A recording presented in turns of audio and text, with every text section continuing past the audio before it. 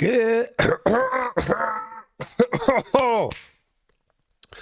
Good morning, Copers. Excuse me. Sorry. As you can see, I'm not quite fully healed. I am feeling better, though. I am on the mend.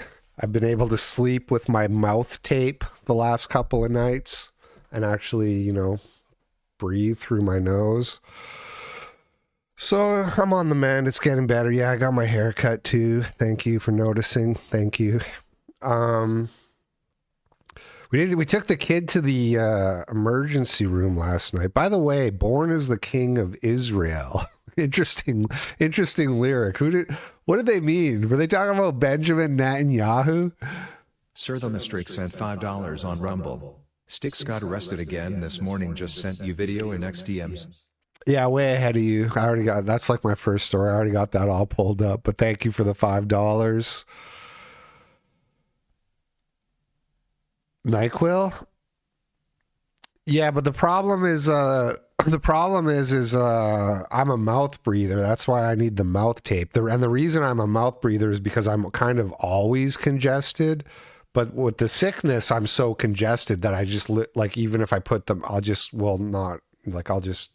won't fall asleep because I can't breathe till I tear the tape off and breathe through. And then there's all kinds of problems with that. As I discovered when I finally discovered mouth tape, you don't get enough oxygen to your brain, and I don't see how NyQuil is going to fix that. Like, I can sleep without the NyQuil by just taking the tape off my mouth. The problem is I feel like shit when I wake up. That's the problem. I don't see how NyQuil is going to solve that because I'm just going to be breathing through my mouth. Hold on, I'm going to ban this kickbot. These fucking kickbots, man. How hard could it be to just automatically detect that stuff? I need a CPAP. Yeah, like what's his name? Dude, stop saying NyQuil. What is this? This is the fucking sponsored by Cat Respector, sponsored by NyQuil.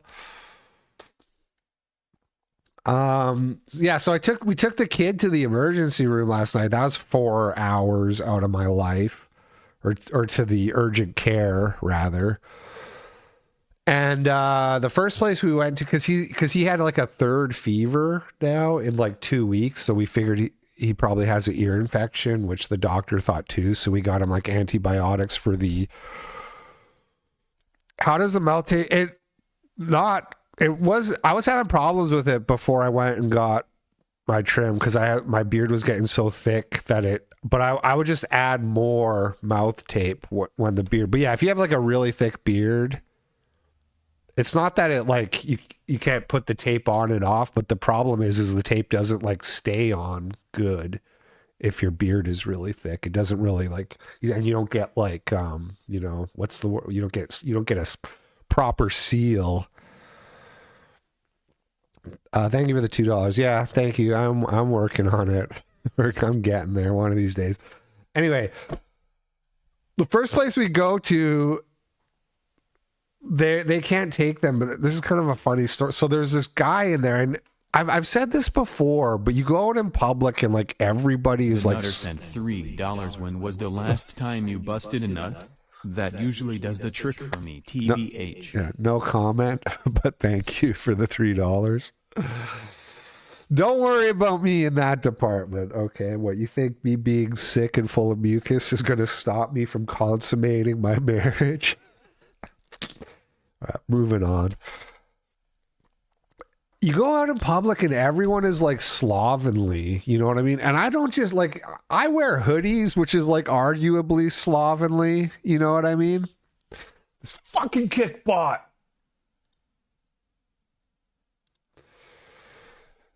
But I mean like really slovenly. Like people are out here wearing like mismatched dirty pajamas, hair all looking like they haven't showered in a week. Like it's bad out there. And we're at the clinic and this guy is sitting there and he's got his leg up on his like wife or his girlfriend. And they're like a bit younger than me. And he looks like kind of a normalish dude other than the slovenly stuff. but his wife is like fat and unattractive. And this is like a weird thought that goes through my head sometimes, but I was thinking like, I bet that dude is like looking at my wife and just like thinking the most disgusting things right now. I can't help it. It's weird. You know, when you have like a really good looking wife or girlfriend, you know, other dudes are like fantasizing about it. So that was just like a random thought that went through my head because his wife was so beyond. And we had to leave that place and go to a different place. There's a point to this story, okay? Stay with me. And we get to the new place and we walk in, and on my right there's this black guy, and he is not slovenly. He is like looks like a player. He looks like Drake or something, like, you know what I mean? He's all properly groomed, fresh clothes, probably thinks he's hot shit. And I just looked at him and I didn't think anything about it.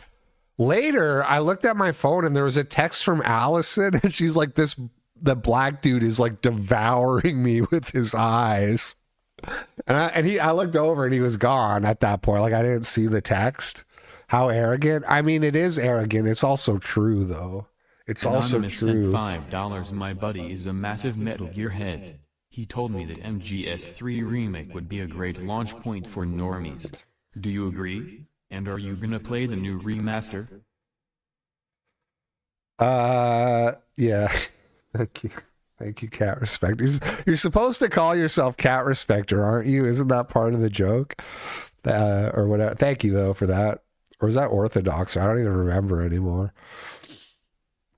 Can't believe that's still alive. I can't believe that meme is still alive. It's been like 3 weeks since anybody did that one. Yes, my tattoos are BioShock tattoos. Okay, we don't talk about that.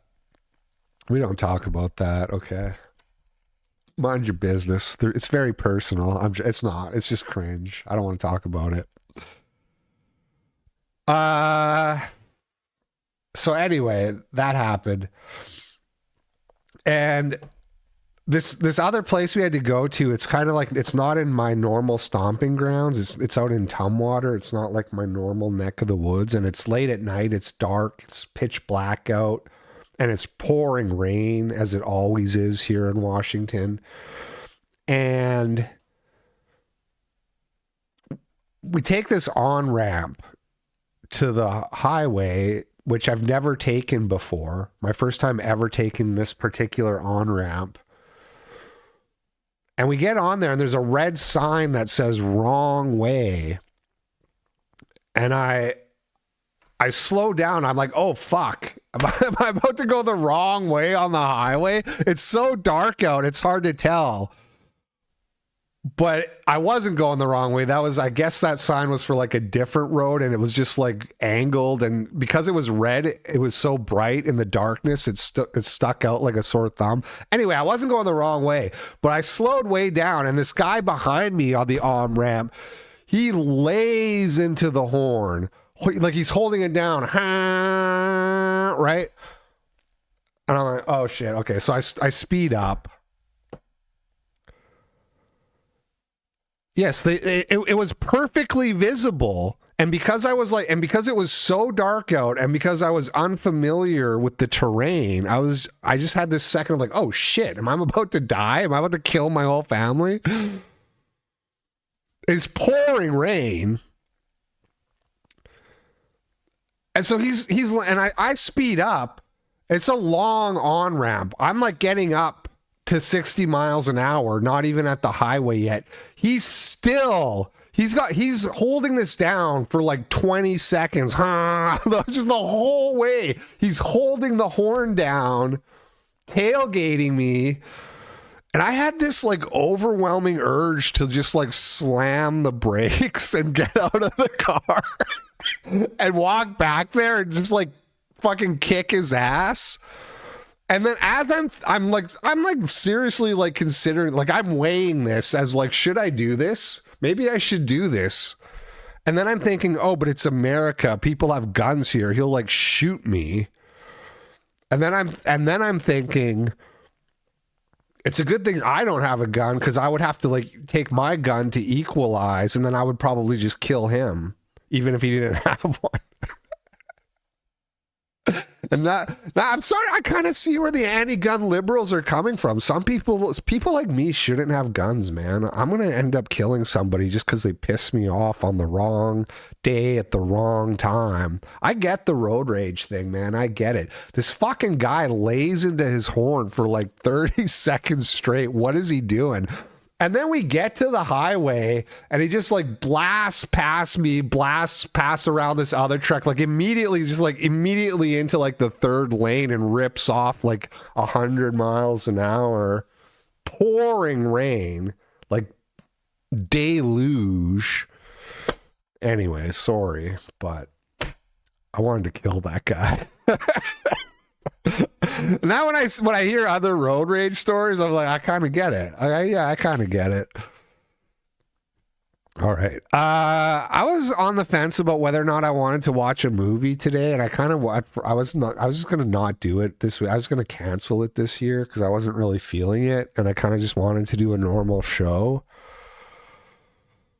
But I decided to, I will watch a movie, but I'm going to do the normal show first, and then I'm going to watch the movie today. So it's just going to be a long show.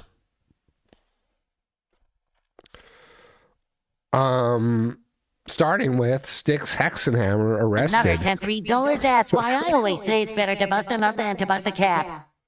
You know what? I can't argue with that, the nutter. Can't argue with that one. Styx Hexenhammer 666 has been arrested. He's had ongoing legal troubles ever since he got divorced and came back to America. He keeps having legal problems for domestic issues. Talk about a fumble. I don't like this guy. He married way above his league. What was her name? Elizabeth Philosophy. What is her name? Elizabeth Philosophy.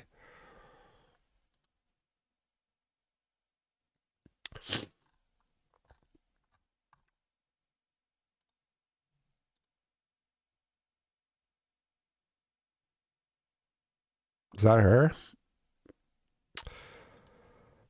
Hold on, let me check the YouTube.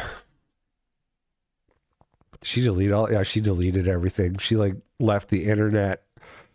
Anyway, he did well for himself. He should have just like lived happily ever after, but I don't know. Some guys, they just have a darkness inside them.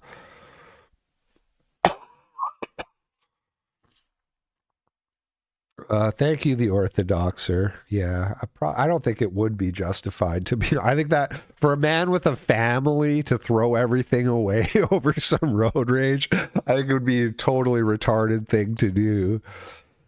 But I was like seriously weighing in my head, like, what if I just slammed the brakes and got out? Like, I was like, it would feel so good. It would just feel like, like, imagine how good it would feel to put this fucking guy in his place right now. I bet he's a little bitch. I bet I can take him, I'm thinking. I bet in a physical fight, I can take him. That would be really stupid to do. Thank you for the $3. Yeah, some people, it's not just me. Some of us guys, we just have a darkness inside us. We have two wolves. And Styx Hexenhammer, he can't seem to keep his wolf in check, his dark wolf. A video has been posted on Kiwi Farms by his girlfriend. Is this the same girl from the like, are they in like some kind of toxic relationship where this shit happens and he like throws his phone at her and then they get back together? I think that's what's going on. I don't think it's a new girl. Of course, I don't actually know. Styx has been discussing problems with and about his ex-girlfriend and his polycule together on the forum for the last week. So Styx has been posting about it himself on Kiwi Farm. That's always what you want to be doing with your life. You always want to be trying to explain yourself to Kiwi Farms. Here's the video of the arrest. I just had a case dismissed for violation of rules. And who did I assault? I'm sorry? They just dismissed my case. I was in court yesterday. They dismissed my case. I have not. Okay. And Samantha Keister is the complainant? I don't think that there is. Yes, please do record this. Yes, sir. No. No, I do have a lighter in my pocket. That's about. Dude was just about to hit up the fucking pirate convention. This this guy's got a polycule, and some of you can't even get a call back. Hey, where's my camera? Oh yeah, that's right. The camera turned off. Hold on. Yesterday, let me fix that.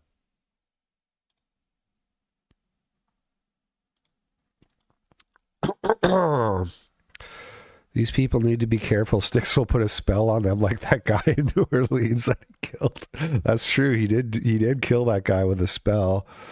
Let me refresh the power chat thing real quick because it seems to be having issues here.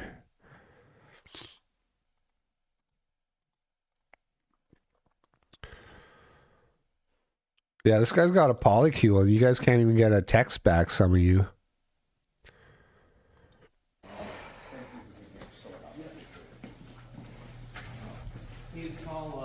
What is this living space? Is this rotten carpet or dirty concrete? I was just filming, sir. Thank you. There's a box full of whiskey bottles. It appears this looks like rotting carpet. And there's like no furniture. Old carpet, yeah, I think so. Ancient carpet. Moth-eaten carpet. Sir, thank you. The evidence related to discharge of a firearm? Yes. I don't want a woman who would consider a poly. Well, hey man, any woman will consider a poly relationship if you're pirate enough. If you go full Johnny Depp, just about any woman will consider a polycule. So, do you ever think about that? Man, I wish I lived somewhere where there was snow. I miss snow. I miss Saskatchewan. I miss the prairie. Dude, the house is crazy. Look at this. Does he even have electricity? It looks like a homeless... It looks like the kind of place people would be squatting in. You know what I'm saying? He streams from this place? What is going on?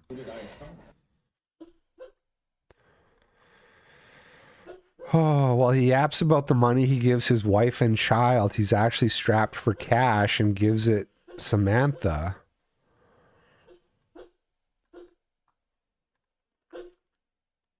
Another 5 pentagram day for the Ralpha hammer. Problem with Kiwi Farms is there's just all these people posting their try-hard jokes and retarded questions and speculation, and it makes the forum like unusable because it's like, why would I want to read what all these random people say? Honey, you're not going to believe this. I arrested this dude wearing a fucking pirate hat. Yeah, I mean... When you take this kind of post and times it by 300, it's like, what are we doing here? Oh, wait. This guy is thinking like me. A fireplace that doesn't work in winter, crumbling carpet, dirt, unhinged doors, fucked up electrical wiring, dirty ass windows. Are those cardboard boxes of trash with empty liquor bottles? The Orthodoxer sent $3 sticks. Can get a polycool, but I can't get a coffee date with a church roll. Yeah. Have you considered turning to the dark arts, the Orthodoxer? Yeah, Diesel's having a little spasm. He's getting old.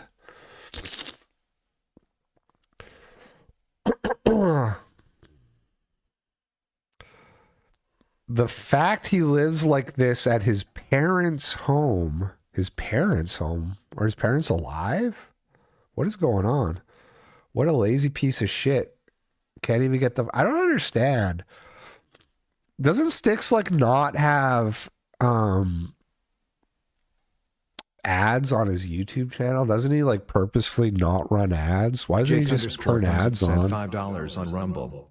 Bro, if you want snow, go to the Cascade Mountains or the Olympic. Take the family out for some downhill inner tube rides. That sounds fun, The actually. Orthodoxer sent $5. Didn't mean to insult you. Fair enough. I'm just poor. In other news, Silent Hill 2 Remake came out on Xbox and I bought it for $35. Did you like it? Whenever I hear the Orthodoxer sent $5, I know whatever's coming after is going to be a meme.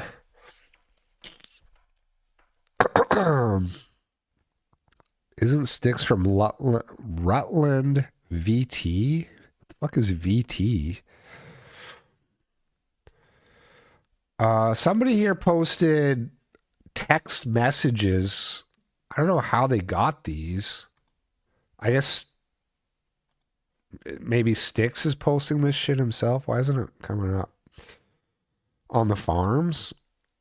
Smooch J Sam. So that's his girlfriend, I guess.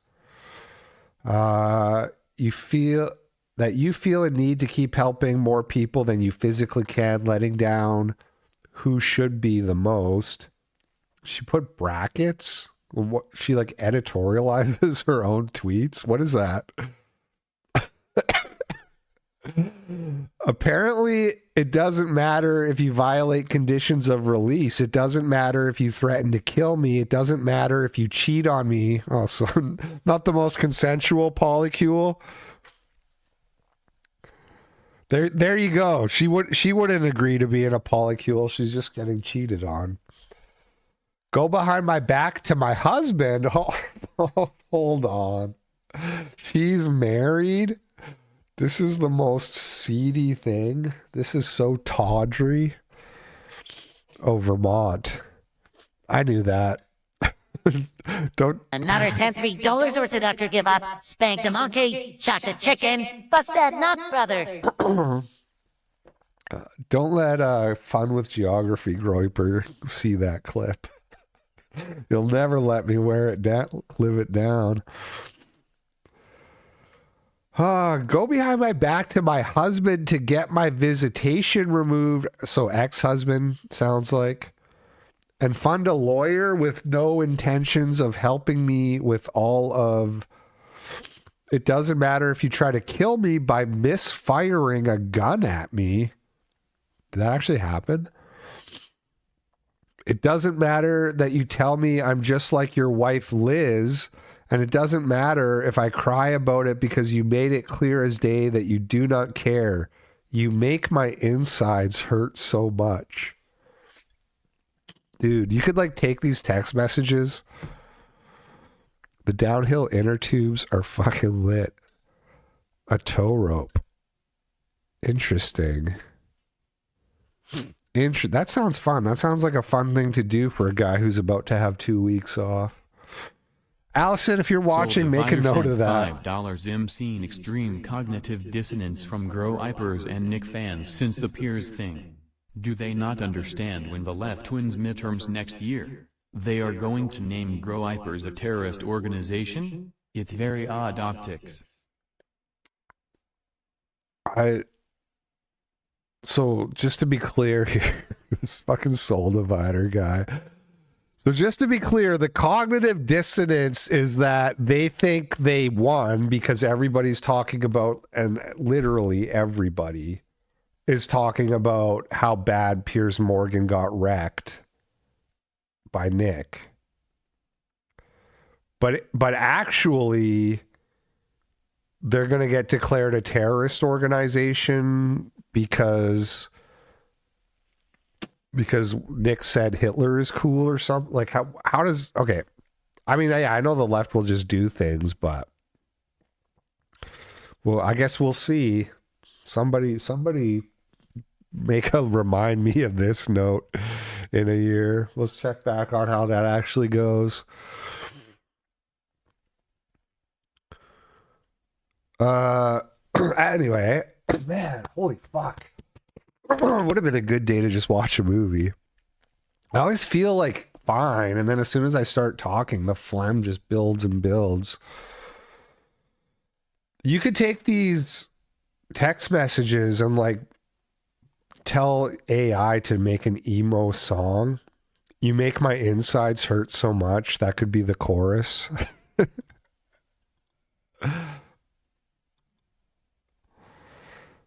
Pay the rent you said you would pay on the apartment, $1,500. Excel says if I come up with $3,000 by December 15th, they will consider renewing the lease on the apartment at $1,500 a month. I have $800 to my name and am behind on utilities. Stick says, I will help if I can. I am pressed for cash. I did see your appeal. I guess his girlfriend. Wait, no, because this is from his point of view. He must have posted these. I will help if I can. I am pressed for cash. I did see your appeal for meet and greets. What? My case was dismissed. I will... The Orthodoxers sent $3 nutter. You're a consul. I'm a vassal. We are not the same. I'd rather KMS than start gooting again. Based.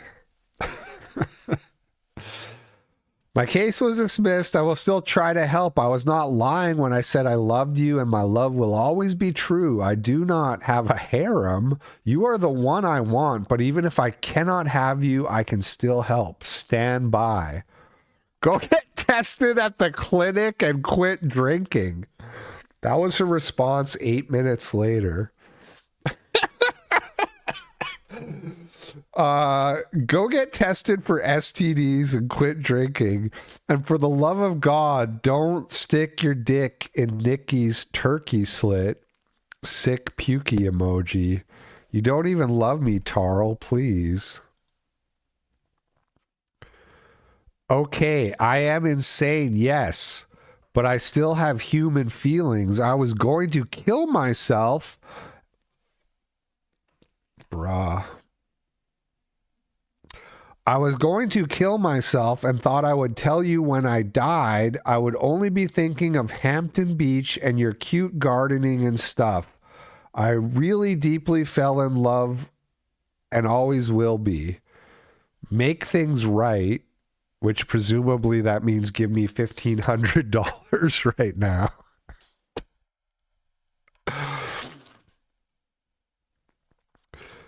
You have no idea how bad my life fucking sucks alone. I have to do whatever I want, whenever I want to. What? I have to do whatever I want whenever that doesn't sound so bad. I don't... What is going on Soul here? Divider sent $3. Libs are ruthless. They will transition their kids for their party. Secular Jays run that party. Don't forget. No, I agree. I agree. They don't need... the libs don't need to be right to like lock you up. Yeah. I agree with that. But declaring the Groypers a terrorist organization. It's possible. They did that for the Proud Boys, basically. Maybe not in America, but like in Canada, I know they declared the Proud Boys a terrorist organization, which is also insane.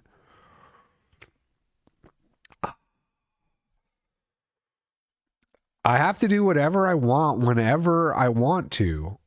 Well, have a good time, Sam. I know you probably have a new dude by now. Have him pay the bills. I will help as I can. JFC, you're that insecure? No, projecting narcissist. I do not have another partner. I haven't had an orgasm with another man. Only sticks. She can only finish if you wear the pirate hat.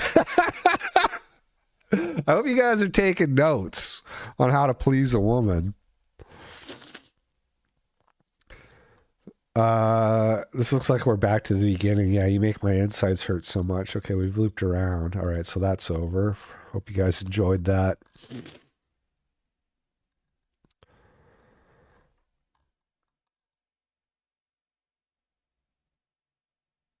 Carl once texted to Sam that he would command mom to let Sam stay at their property.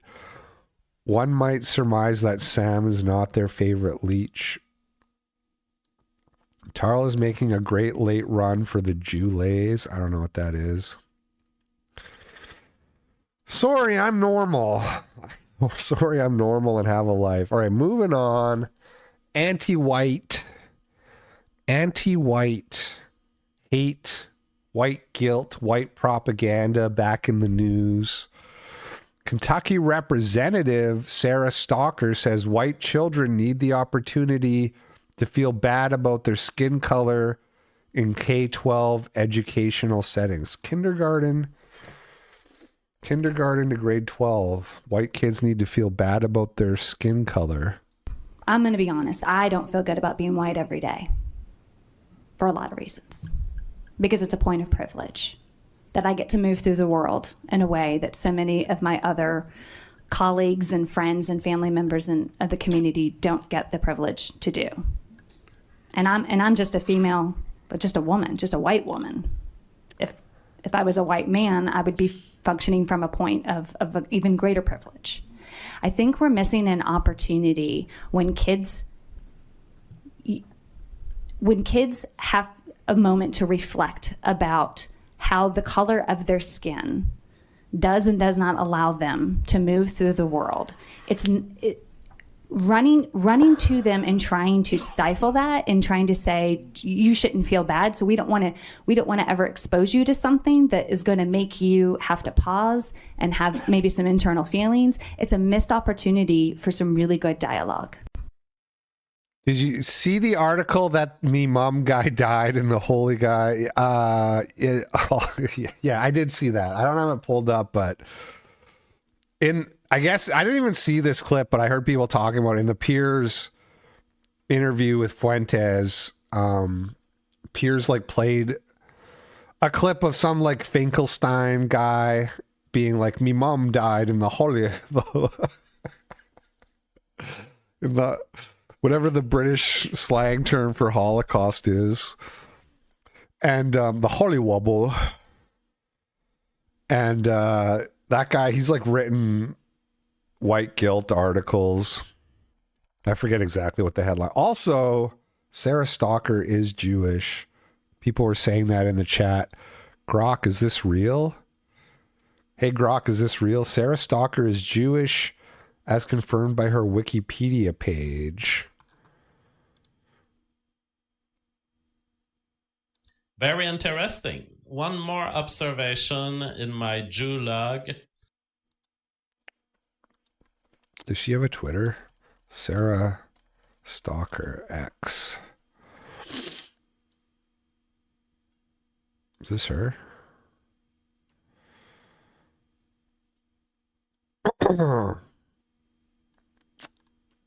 I think this is her, is it? That's not her. So that's Stalker Sarah. What about, does she have a Blue Sky? I just want to know if she like,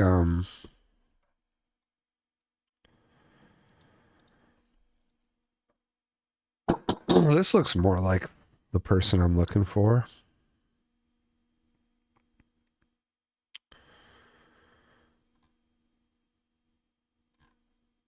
I can't search her topics. I can't search her, whatever. Anyway, I was going to see if she's ever done the whole, like, I'm not white, I'm Jewish.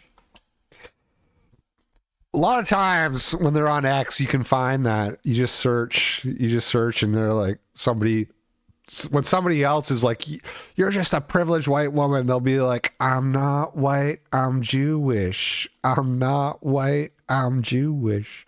When I rapped in high school. Microsoft AI says stop hurting white people is an example of hate speech. And who is the CEO of Microsoft? An Indian. Full support. Full support. Jennifer Welch. I just think it's really important to remind everyone all the time that Elon Musk is a fucking immigrant that doesn't pay taxes, who is a parasite off the American taxpayer. You know, votes, and they don't understand that they're being taxed at a higher rate than somebody like Jeff Bezos or Elon Musk, who I want to remind everybody that's against immigration is a fucking immigrant. I just think it's really important that we remind everybody all the time that Elon Musk is a fucking immigrant that doesn't pay taxes, who is a parasite off the American taxpayer. It's why. I do think it's a little bit sus that guys like that don't pay taxes, assuming that's even true. There's the link space. Is that still the old one? Where are you clicking that? Oh, that's on. Are you talking about the cozy about page? Yeah, I probably need to fix that. Yeah, I do need to fix that. Okay.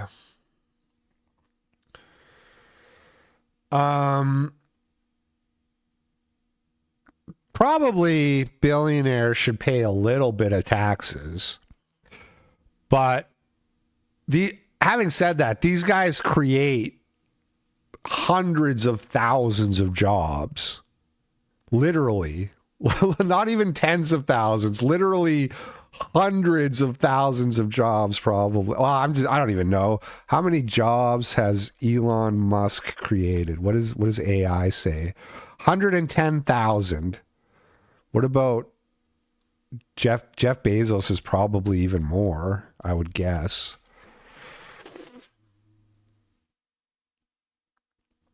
$1.5 million globally.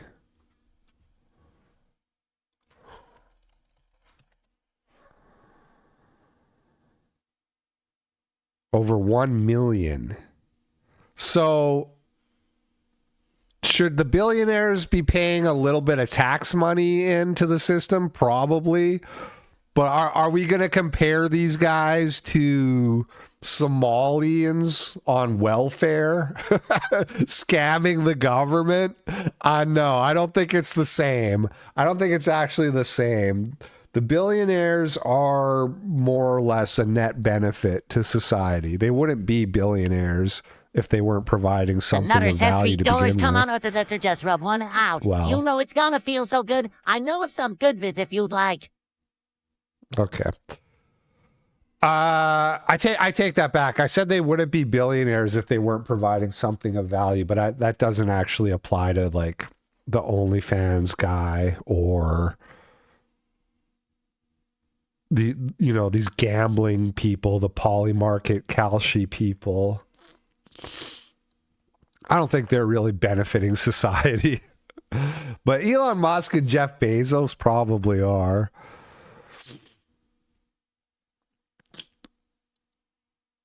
Matt Walsh says, we are done with anti-white propaganda.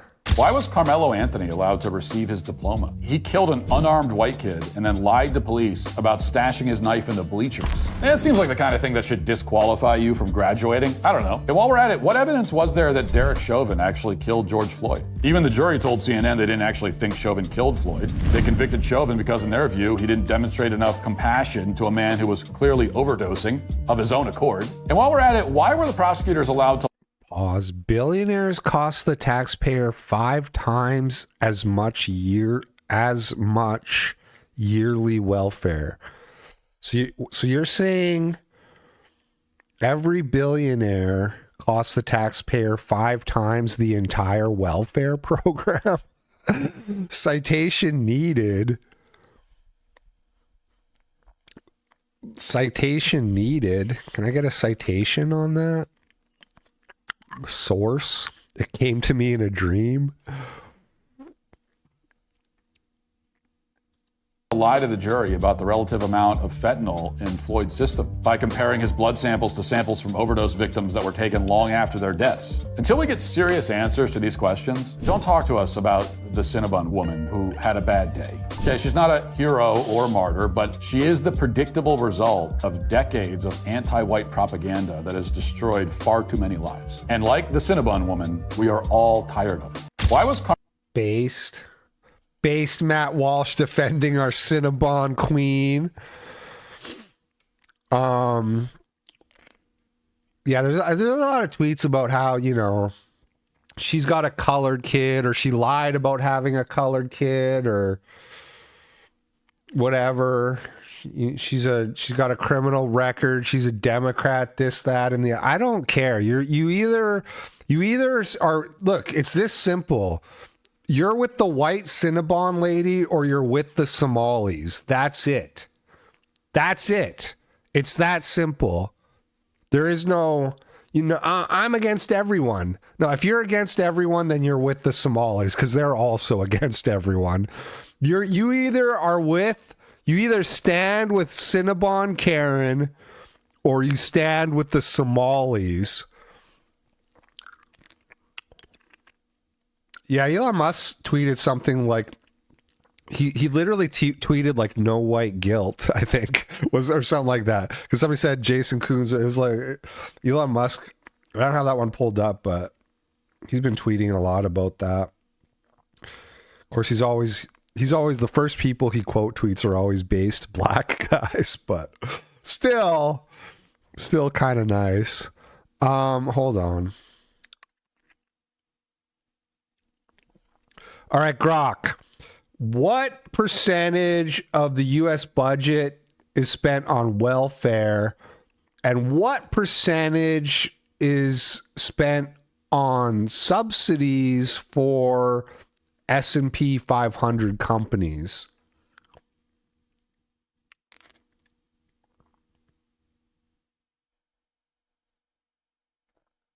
Welfare?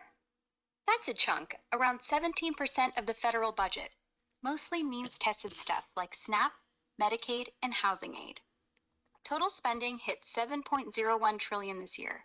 So we're talking Heads over $1 Dad sent trillion. $3. I think a big Hold that reason thought, calling Frog. people racist, anti-Semite, and the like are no longer working is the person you call it must have something to lose, i.e. job, house, etc.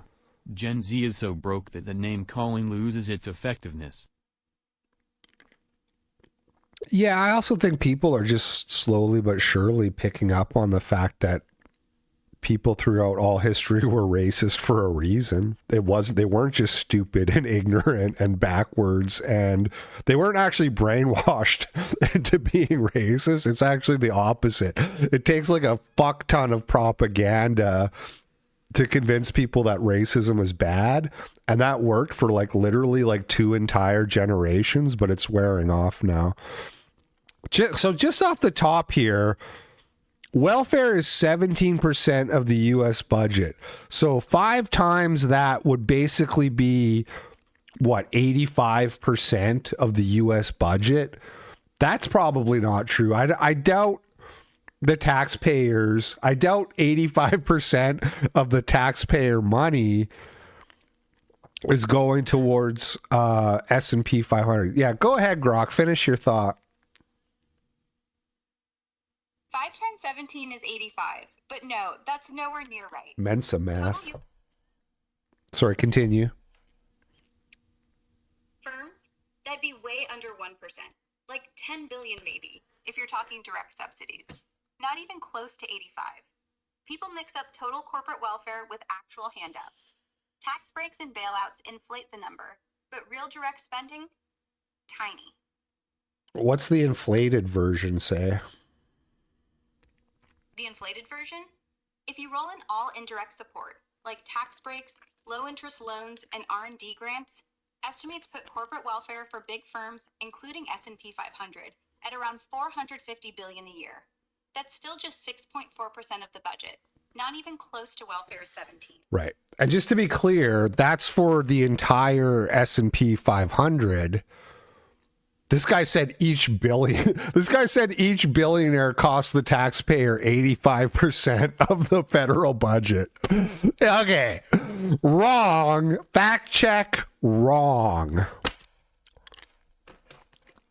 That post was fact checked by Real American Grok lovers. And speaking of anti-white, a nice little development here from Harmeet Dillon's the DOJ Civil Rights Division. They are revoking disparate impact. Department of Justice rule restores equal protection for all in civil rights enforcement. The prior disparate impact regulations encourage people to file lawsuits challenging racially neutral policies without evidence of intentional discrimination. There's our girl Harmeet. we love our Harmeet. Our rejection of this theory will restore true equality. This is actually really good. The disparate impact has been used for so many bullshit lawsuits over the years. Like, it's okay, Freedom. We've all moved on. We don't care about the receipts. We've all moved on. You lost. It's over. Take the L. Dude, take the L.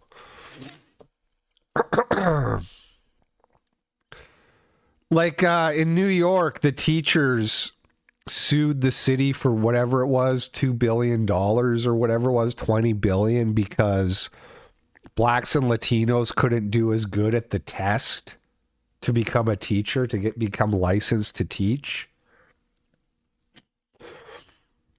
And it's like everybody takes the same test, but disparate impact says if a racial group is impacted in a different way than another group, you can sue. For people who understand that there's differences between the races, that's like obviously the most insane thing. That's obviously just like the most insane grift ever. And it never should have been allowed. Sent $3. I'm about to Harmeet my Dylan, if you know what I mean. Okay, the nutter. And basically, like, IQ tests for jobs were outlawed for the same reason. So I don't know if people are going to start bringing back IQ tests. I kind of doubt it. But same reason. Like, this goes all the way back to, like, the fucking 60s and 70s. It's been going on. So, big W, honestly. Big W getting rid of that.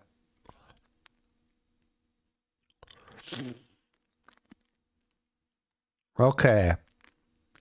If you guys were here on Tuesday, you might see me crash out at the end of the show.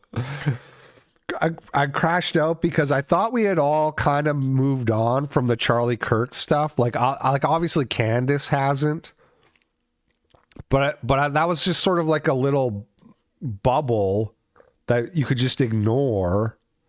But it's somehow has breached containment, and now my whole timeline for the last 3 days is people arguing about whether or not a neck can stop a 30-08 again. It's like I time traveled backwards 2 months all of a sudden, and people want me to watch hour-long videos about whether or not a human neck can stop a 30-08. And I don't care. None of the people telling me that I'm stupid for believing the Fed slop Tyler Robinson did it narrative, which I do, for the record. I think Tyler Robinson shot Charlie Kirk with his grandpa's bolt action rifle. Okay. And people are like, you're stupid. Here, you got to watch this 3-hour Ian Carroll documentary. He breaks it all down. And it's like, can you just tell me what happened in your world? Okay. It can't be a 30-08. I'm going to keep saying 08 just to piss people off. I did see in the chat that it's 06. I'm just to drive home how little I care. I'm going to keep saying 08. It's like, okay, fine. That's impossible. So what really happened? It was an exploding microphone that Mossad planted.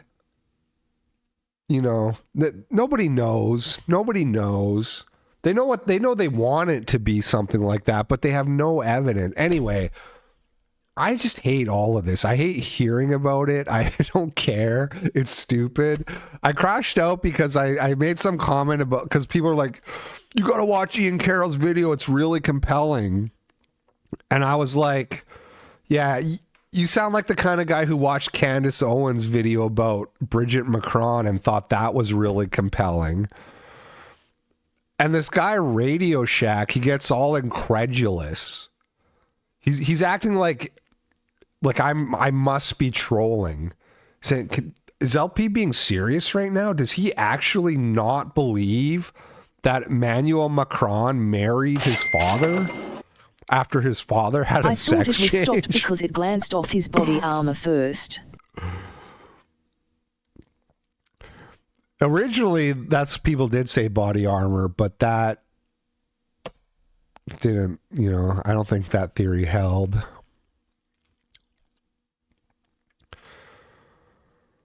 And it's like, look, I'll be honest. I've never even watched the Bridget Macron stuff. I've never watched Candace's series. Okay, I've never said I need to devote 8 hours of my life to becoming Brigitte or however long it is. We need to get to the bottom of this.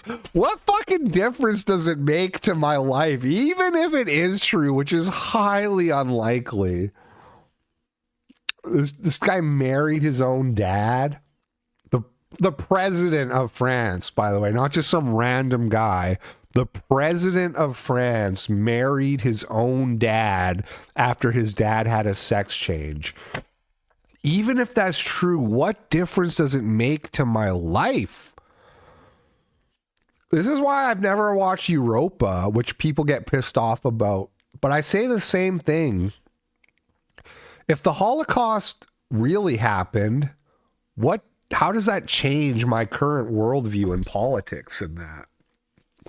Now, I understand people like to make the argument that the truth is its own virtue. And I agree in general, the truth is its own reward.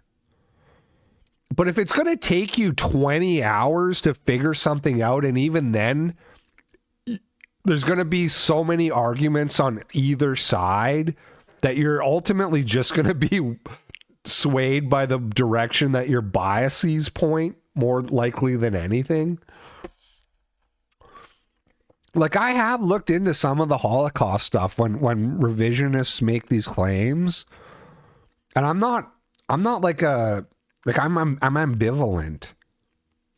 Okay, I don't really have an opinion on it. But any of the claims you Google, there's all these counter arguments for it. You know what I mean? You type into Google, why did the almanac still say 15 million? In 1943 or whatever, 45, and it's like, oh well, they didn't know, but then they updated it in 47, and it's like, okay, so that doesn't prove anything either way, and that's just one example, but everything you Google, it's like that. Every revisionist thing about the Holocaust, there is a counter argument to it that is going to sound plausible. Chris said Chase sent $100, let an ex-Navy SEAL sniper settle it. How difficult is the shot that assassinated Charlie Kirk? We're going to try to replicate all the parameters as closely as we can, from etched round, increased heart rate, same Let distance. me guess, what this kind video of results will we get proves for accuracy? it's How hard impossible. is the shot? Well, that's what we're going to answer today. One single cold bore shot from an elevated position on a mock rooftop we've constructed. We have the Mauser Let me 98K, guess. 26-inch barrel, The chambered in 30-08 30-06, disintegrates. the synthetic stock in a 3x9 scope. An entire basically as close as you can get to the real village. thing. I'm going to be shooting off my backpack like I believe the shooter most likely would have. We're using 168 grain M2 military ball round. It's standard. It's a little bit aged. We're etching the casing because I want to cover every variable, and that's what the shooter did allegedly. And then I think the biggest element to decrease accuracy is heart rate, stress. So I'm going to run to the target, set up my target camera to capture the impact, and let's see what happens. Well, this guy's really stuck myself with the stupid cactus. Damn, that's really going to spike the cortisol. Well, I'm convinced Israel killed Charlie Kirk. A few important things to note. One, we are assuming that he zeroed his weapon, and we're going to say at 100 yards. There were reports that he had targets with bullet holes in his room, so in my best guess, that's what he would have done. So we zeroed at 100 yards with a few rounds. We did some chronograph work. This M2 is coming in around 2,600 feet per second. This is definitely not the Grim Reaper at Pendleton, that's for sure.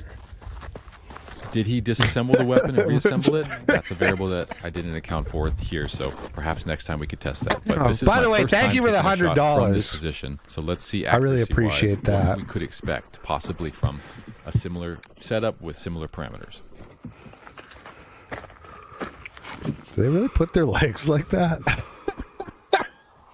Could never be me. I could never expose myself to a rapist, a potential rapist in that way. Put my GoPro down here, get the shot, put my hand in a cactus, peeled that off, and then ran back up. What is the argument here? And just took a few breaths to get my composure, natural respiratory pause, center and center, and it was basically point aim back. I think I was aiming like right here. So it's just an... What the fuck was that? What was even the takeaway supposed to be? Did it looked like it didn't go through the metal. Also, last time I checked, human bodies weren't made of metal. Hold on, we gotta go back. We gotta go back. It cut just at the... Where's the... Oh, hold on, guys. Gotta update my power chats. Okay. How difficult is the shot that assassinated Charlie Kirk? We're going to try to How difficult? In around. So this guy's just trying to...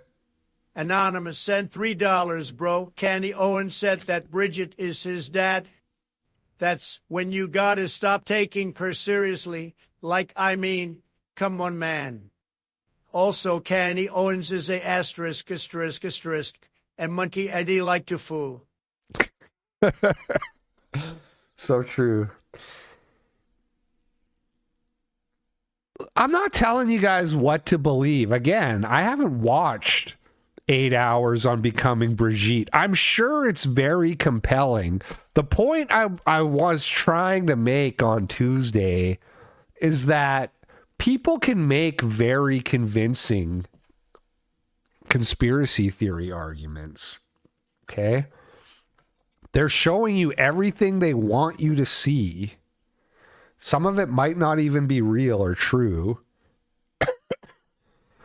But I'm sure it's very compelling. But anyway, you guys believe what you want to believe. I just try to leave me out of it as much as you can. Also, it seems like this guy's just trying to prove that he can hit the target from that range and distance. How difficult is the shot? Now, when this first happened, I do remember some people saying that it was like a really hard shot. He must be a pro. And then other people were saying, no, that's like a really fucking easy shot. But so this doesn't really seem to have anything to do with the whole magic neck bone, Man of Steel argument, which is the new thing, the current thing, the ultimate thing that nobody can get past or get over. Is he even using 30-08s? On Rumble. I stopped taking Glenda Sutton seriously when she interviewed Harvey Weinstein from prison. Yeah, she also did that. Anything for the clicks with these people. Was this guy even using 30-08s? Natural respiratory pause, center and center, and it was basically point aim back. I think I was aiming like right here. So it's just an inch high. But for this range and for this elevation, it's really nominal. So literally within an inch. Within an inch. Yeah. So we're less than an inch to the right and maybe half inch high. I was aiming right here. Yeah. But this proves that a person can shoot within an inch, 30-06, same gun at the same... It was a 30-06. Angle. And it didn't go through the metal. Explain that. I thought a 30-06 would disintegrate an entire Chinese village. I thought it would go through that, hit the ground, deflect over here, blow up this propane tank, and this whole area would be like a crater, like a nuke. There would just be a crater after the 30-08 got fired. That's what people have told me. I'm being facetious, obviously, because I'm not like a gun guy. So I don't fucking know. I'm joking around. Don't try not to get too angry here. But the metal, the little piece of tin did stop the bullet. That's all I'm saying. That little piece of tin, that little thin sheet of tin stopped the bullet. So it's a little bit counter to what I've been told. It seems like. Okay. Anyway, I was in the middle of a rant about conspiracy shit, and I kind of lost my place with the video. Thank you again for the $100, though. Appreciate that. But this is what we're doing now. This is all we're doing anymore is talking about Charlie Kirk and the bullet. Nick Fuentes says he will, I guess TPUSA has this December 15th live stream they invited Candace to. She said she can't go. I don't know I don't pay super close. She like offered to like Zoom call in, and I don't know if they said no to that or what. I haven't really been following this super closely, but Nick says he's going to. Tristan Chase sent $5. I got groomed by my maths teacher when I was 14. He definitely wasn't as hot and Bridget, I'll tell you that much. Is that the real Tristan Chase? Or is that a troll? I'm looking forward to the Turning Point live stream where they respond to everything. I plan on live streaming that. And depending on how they do, if they don't do a good enough job, I think I'm going to have to step up. And I think I'm going to have to expose Candace Owens for what she really is. I'm going to give them, they have the opportunity because they are involved in all this. But I am so frustrated with how... Oh, yeah, I kind of remembered what I was talking about. And just to like summarize, just to wrap it up real quickly, is like, the truth is its own reward, but I'm also not going to spend 30 hours getting to the truth of something where it doesn't like matter. It doesn't change really my worldview in any way, shape, or form.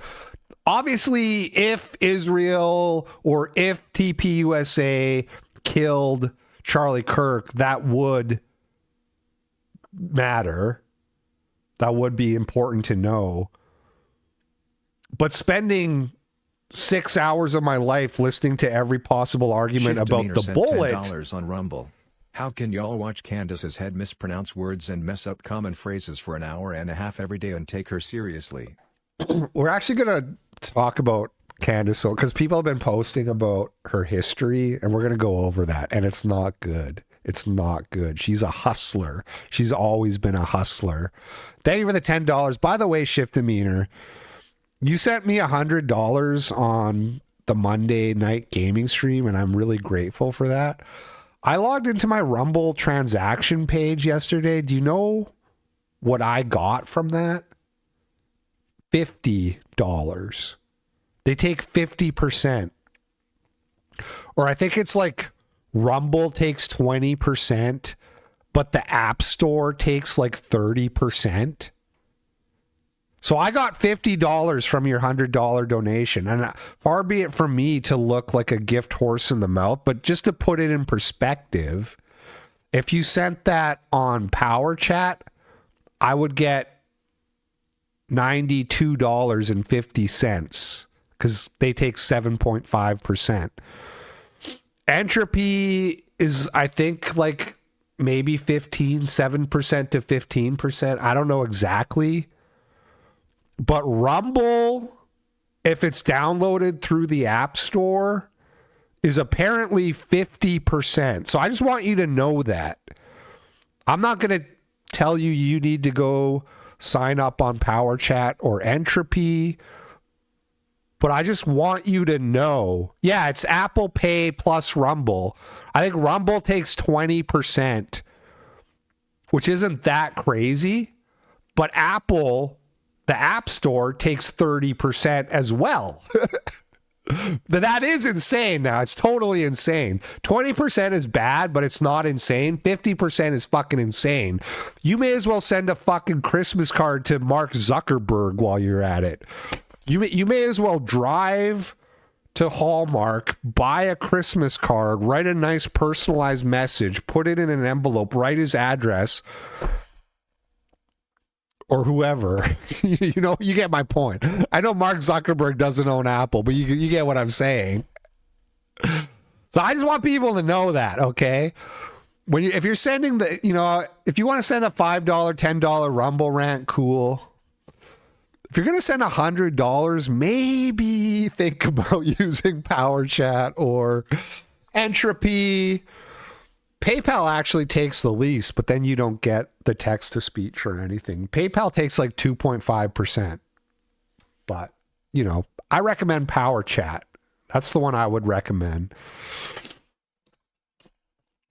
Anyway, sorry to complain about that, but it's just insane. It's kind of insane.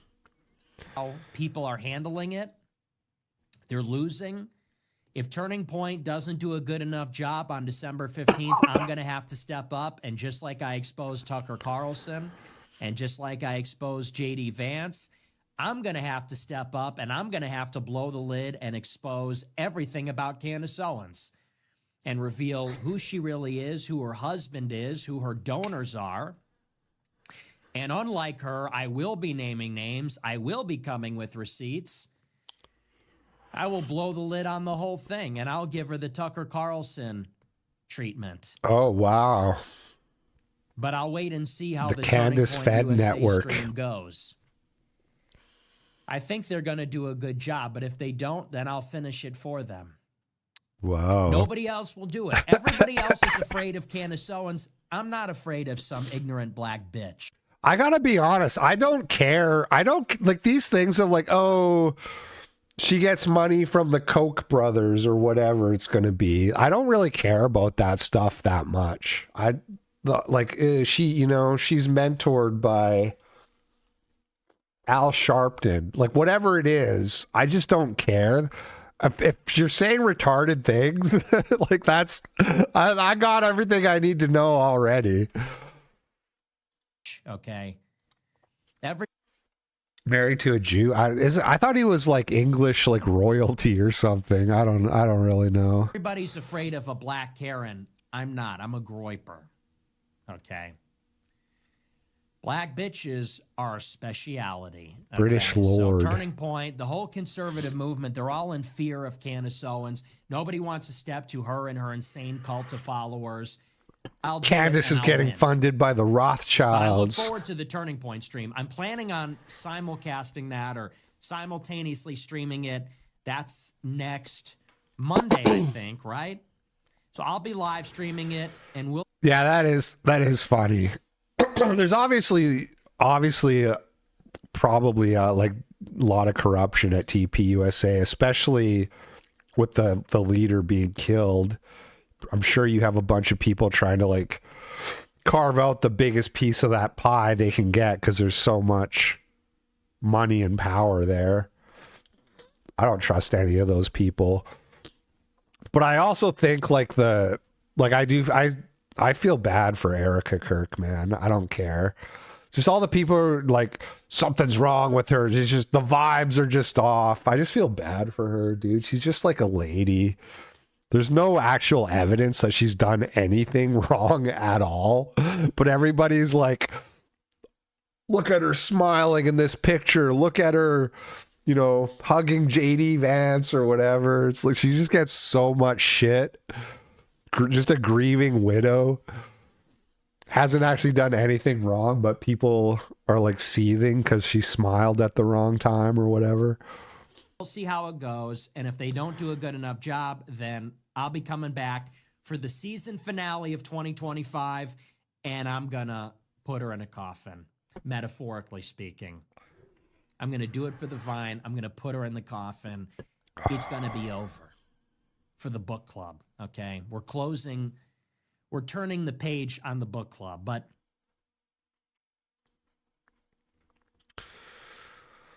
Okay, becoming base black girl. This is by National Conservative. This is this Twitter account I really like. I keep talking about them on the show because they do great work.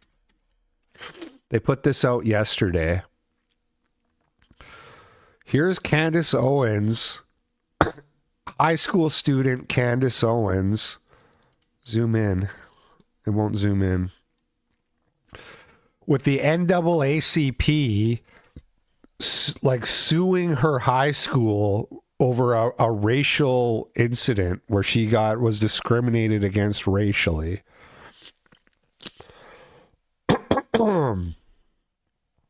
2005, Candace Owens alleges that she was attacked by 3 white girls from her high school while working at Blockbuster.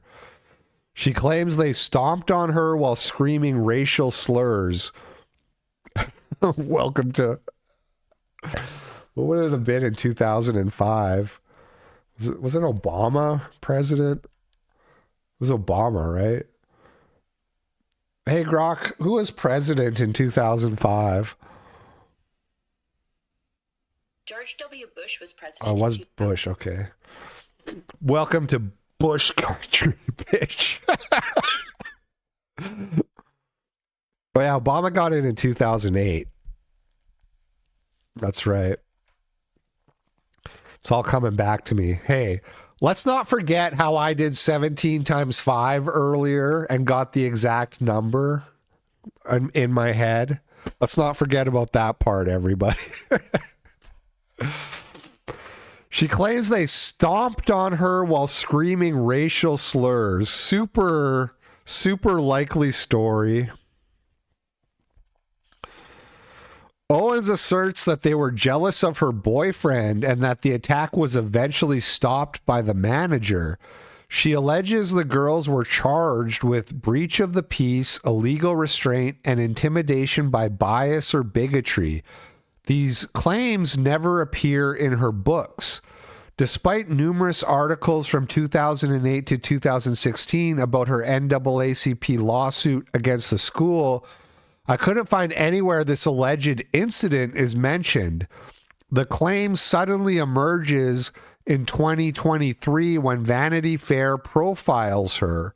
The story cites actions by 3 girls, a lawyer, and the manager, but gives no names that could allow someone to verify the story. Oh, wow. He linked right to the highlighted. Candace Owens, friend of Kanye, power troll, parlor trad wife, is playing for keeps. She was a regular teenager until she wasn't. In the fall of 2005, according to old news reports, when Owen was in her junior year, she was attacked by 3 white girls. Per the reports, one of them left a voicemail on her phone calling her a racial epithet and telling her that she's probably had a disease because she was black. One of them accused her of having sex with one of their boyfriends and threatened to fight with Owens at cheerleading practice after school. That evening, the girls showed up at a local Blockbuster where Owens was working at the time. When she saw that the girls who had threatened her earlier were outside waiting for her, she tried to run back inside, but they'd blocked the door.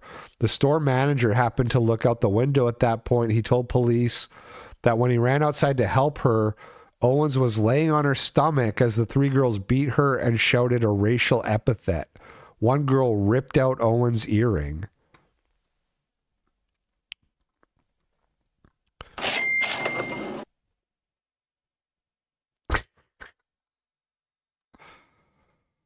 Why? Because I thought Obama? Dude, I'm Canadian, okay?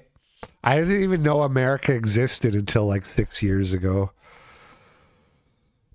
Oh, excuse me, man. Holy fuck. It's really bad today. Candace Owens and Evan Kopech. Why is that name familiar? Why do I feel like I've seen this guy on X a lot? Who is he? What? Evan Kopech X.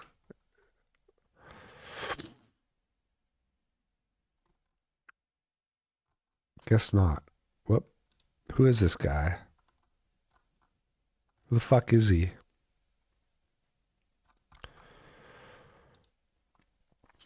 Candace Owens and Evan Kopeck, both students at Stamford High School in Stamford, Connecticut, engage in a screaming match at school. It's just some kid at her school, I guess. Kopeck has been described as her former boyfriend, and over the years, however, local media articles are either ambiguous or only refer to him as a friend. Owen then says Kopeck masterminded a multi-person campaign of racial harassment, resulting in her getting voicemail messages with death threats and N-words. She accused the police and the school of protecting the perpetrators because she fingered the son of the mayor of Stamford. The mayor's son said he did not know who Owens or Kopeck were. The NAACP sued the school on behalf of Candace Owens. Owens quit school for 6 months until Evan Kopeck was charged with harassment and ethnic intimidation. It does not appear that he was ever prosecuted. October 2007, Candace Owens was arrested for harassment, according to a local newspaper. Racial threats case filed by Stamford High School students settled for $37,000. Right, so they settled the lawsuit with the NAACP.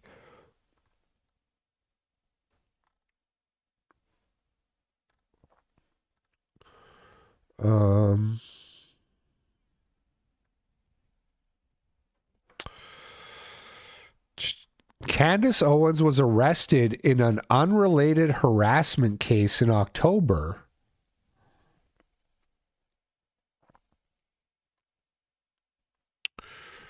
Okay. Typical black getting arrested. She was still 17 at the time, and the records are sealed. The Danbury News Times says her arrest for harassment was not related to Kopeck, but to another unknown person.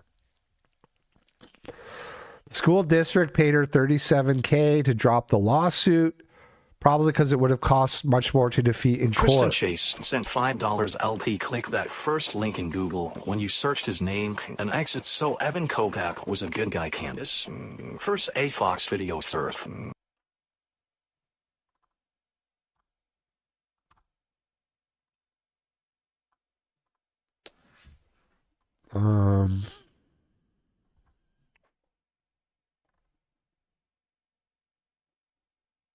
Which one?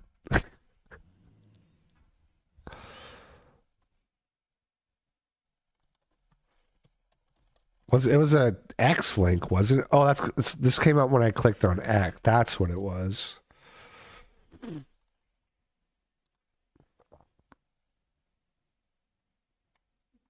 Are you serious? Candace Owens says, I do not remember when I was growing up having all of these race issues and calls police brutality interesting. In 2007, when Candace Owens was growing up, her classmates threatened to kill her, then tar and feather her family because of their race. Candace sued and got $37,000 settlement because of the hateful incident. If the old way worked, I mean, I think there's wisdom to that. If Obama worked... I don't know, it's kind of weird. If I was assaulted by 3 black dudes calling me cracker and curb stomping me as I lay on the ground in the fetal position, I probably wouldn't be like, yeah, we didn't really have race issues when I was growing up. Oh, yeah. He's got to be talking about beyond Obama. I respect that. If the old way worked, who came before Trump? Right. It was Obama, and Obama did a lot to tear this country apart. I do not remember when I was growing up having all of these race issues, okay? I really don't remember it. And then suddenly, towards the end of Obama, we started hearing all of this rhetoric drummed up. It became white versus black all over again. And I say all over again, I shouldn't even say that, because when I was alive, this was not an issue. It all became about race, and I really... She's a total grifter, man. She realized she could grift more off the right. It's that simple. And I'm going to tell you exactly when and how she flipped, okay? Because I saw it in real time. We're going to get to that. But first, let's go through the old lore here, because some of this stuff is even new to me. She should shave her head? No, she shouldn't. Owens alleges that the event caused her to develop a severe eating disorder. 2009 to 2014, Owens enrolled at the University of Rhode Island, where she majored in journalism. She dropped out during her third year. She says college got her addicted to Adderall, and it was too expensive. Afterwards, she alleges she worked as a Wall Street professional in Manhattan, says she worked for Vogue magazine after dropping out of college. Then she claims to have been an administrative assistant at a private equities firm where she was rapidly promoted up the ladder to vice president of administration. Late 2015, Candace Owens launched Degree 180, a left-wing girl boss website. It featured a variety of content, some of which is anti-Trump, anti-Tea Party, anti-male, anti-white, anti-Gamergate, etc. It also featured articles about sex and celebrity gossip.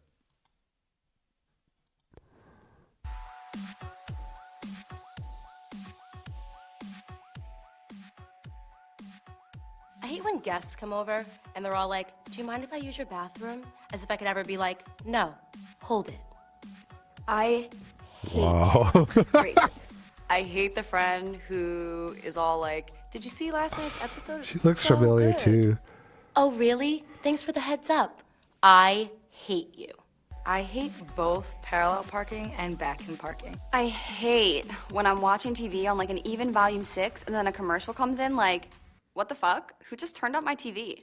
I hate rich people that donate to environmental causes and still fly private. And they're hobbyless, stay-at-home spouses who think philanthropy is a trend and parenting is optional. This holiday season, I'm gonna take my son to a homeless shelter so he can learn about poverty. I hate women. Every time I think I'm just becoming obsessed with anti-Semitism, women come along to correct course and be like, hey, don't forget about us. LP, don't forget about us. You hate us too. Are you fucking kidding me? Currently hating ads on Instagram. I hate smokers. Soul Divider sent $3. Is Nick actually going to dig at Candace's past? Nick's past is worse because many people don't know it specifically, and Candace is probably going to go scorched earth as well. We will see. Okay. Loud talkers. Soft talkers. My ex-boyfriend. Shitty flights. All flights. Fuck raisins.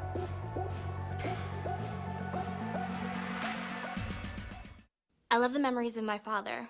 He passed away from cancer 2 years ago. But I remember the way he used to sing. Oh, God. My heartstring. I think I got the message here. It's easy to hate things. It's hard to love things. I love strong women. My mother's one of the strongest women that I know. Who is this bitch? I know her. One day I'm half as strong. Oh, we're going to turn away from hate towards love. We're going to do a 180. Got it. I got it. Poignant. April 12th, 2016, Candace Owens launched a Kickstarter fundraising campaign for a website called Social Autopsy. The website is supposed to fight online bullying, and Owens explicitly hyped her alleged 2007 racial harassment as her credentials to be an anti-bullying advocate. The project received criticism from both the left and the right, who called it a doxing website and a magnet for lawsuits. Many suggested it would end up being used to bully people. Her Kickstarter raised less than $5,000. So this is where she flipped, was during the Social Autopsy phase. Hey guys, my name is Candace Owens and I am the founder of socialautopsy.com, the first ever search database that aggregates people's social behavior and creates real profiles for them. My team and I came together because we all grew up during this generation of the huge technology boom, and we understand the harm that social media like Facebook and Instagram and Twitter has allowed for, which is essentially a dehumanization. How can we bring it back to the "we don't have anything nice to say, don't say it at all," or the old school "say it to my face" mentality online? Our answer was simple: through accountability. So what we do is we attach their words to their places of employment, and anybody in the entire world can search for them. What we are doing is figuratively lifting the Orthodoxer map. sent $3. Candace face makes me sick. The funny thing is, if you met any of those women, you could just hold frame over them and turn them into chud-loving conspiratards. Yeah. Up, so nobody can hide behind, Hold frame. Don't ever say hold frame again, please. Orthodoxer, I love you. Drop that one from your vernacular. Don't say hold frame. Twitter handles or privatized profiles. It's all real and it's all researchable. You can still say whatever you want to say on social media, but you have to be willing to stand by your words. We are asking for your donations so that you guys can help us expand this database. What we want to do is clean up the internet so that we can make it a safer place for the individuals that are coming up in generations beneath us. Dude, I watched another video. I could have sworn she talked about hate speech. Specifically. Hey guys, it is Candace Owens, the founder of socialautopsy.com. There are literally thousands of instances of hate speech being circulated online. The age of technology and social media has slowly disintegrated individual accountability, the consequences of which are devastating. Introducing Social Autopsy, the first ever search database that compiles and allows the public... We don't need to watch the whole ass promo video. You heard it there. We're going to dox people for hate speech and get them fired from their job. But the main selling point is anti-bullying, right?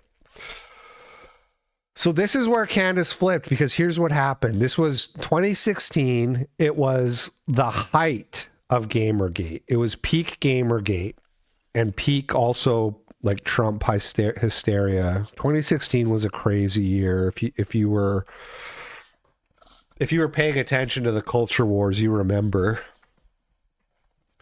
What happened was, when she announced this thing, it says in the article it was criticized by the left and the right as a doxing website. That is true. But here's what happened.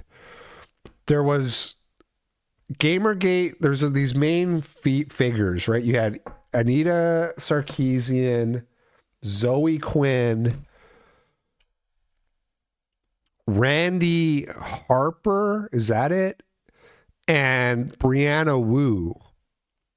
They were like, and what they did, especially Zoe Quinn and Randy Harper, is they were like making themselves like the faces of anti-bullying. They were like consultants and that, like going to the fucking UN and shit like that. And Randy Harper was like consulting with tech companies about how they should handle bullying on social media and stuff like that. So when Social Autopsy, when people started talking about it, Randy Harper and Zoe Quinn went after Candace. They were like leaving her voicemails being like, you don't know what the fuck you're doing. This is all wrong. You're going to get people like harassed and all this and that. You can't like let people submit anonymously, this and that. They went after her and they attacked her. Candace framed this as like they're mad that I'm stepping on their grift territory, basically. And you have to understand, if you weren't there at the time, there's an important lesson to learn from all of this, okay? These people were absolutely hated by the chuds Okay, by the shitlords, as we used to call ourselves back in those days. Whatever happened to Jeff Holiday? Dude, he had like a hat that said shitlord, didn't he? Where's the shitlord hat? Anyway, people absolutely hated Zoe Quinn and all the rest of them. So when Candace started accusing them of like being grifters, that was all it took. And Ethan Ralph invited her on the kill stream to tell her story.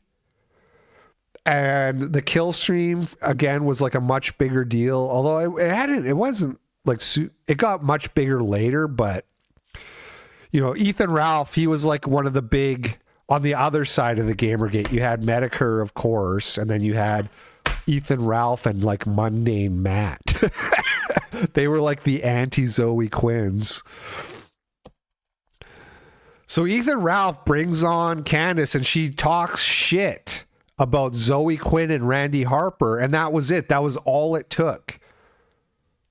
And so there's an important lesson about like, just because you hate the same people I hate doesn't mean I should like admire you and prop you up necessarily, because Candace's whole life up until this point was going from grift to grift, but never getting any support. So it was the first time in her life people were like, hey, we like you, we admire you, we support you, we're going to help you take down Randy Harper and Zoe Quinn. And so she flipped like that to, I am going to like be like an anti-leftist, anti-SJW, pro-Gamergate. I'm going to start pandering to the chuds. And she's really like never looked back. She's just refined and tweaked it since then, while lately getting more and more into conspiratard shit, because that's really, really easy to sell to people if you're willing to just ignore reality. If you have no ethical qualms about tweaking people's psychoses, you can get a lot of clicks doing conspiratard shit. Yeah, she finally got the white validation she so desperately craved. Alleged racial incident number 3 and the alleged catalyst to be... I haven't read this, so he probably says exactly what I just said. Candace Owens publishes an extremely long tirade attacking 2 high-profile left-wing... Yeah, that's right. She wrote. That's right. She wrote a big thing. I remember this. She blamed them for killing the social autopsy Kickstarter, and then she went on the kill stream to like talk about it, and everybody was like, "Oh, she's cool." Candace Owens, and then she started a YouTube channel called Red Pill Black.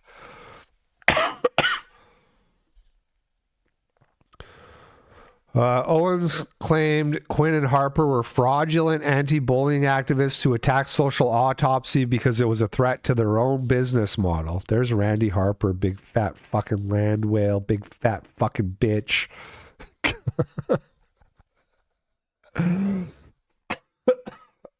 She kind of disappeared. I haven't heard from her in a long time. Is she even alive?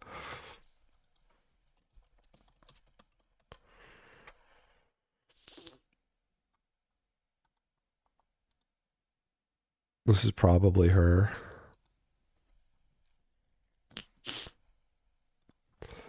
Big fat cow.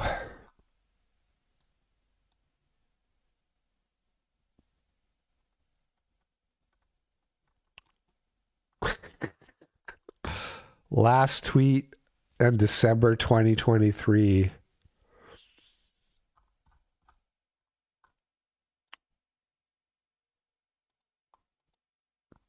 Fuck you, big fat hag.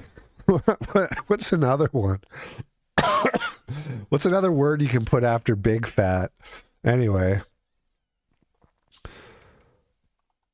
After 2 failed websites and a failed Kickstarter campaign, Owens claimed that the alleged actions of Zoe Quinn and Randy Harper changed her political views.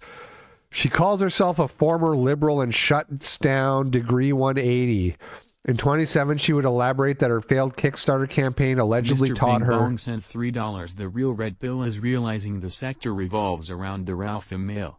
Ethan Ralph is the true puppet master of our reality. You can laugh all you want, but I don't know if we would have Candace Owens without Ethan Ralph. Not to the same degree. That was a really important stage of her development, was getting the Gamergate support.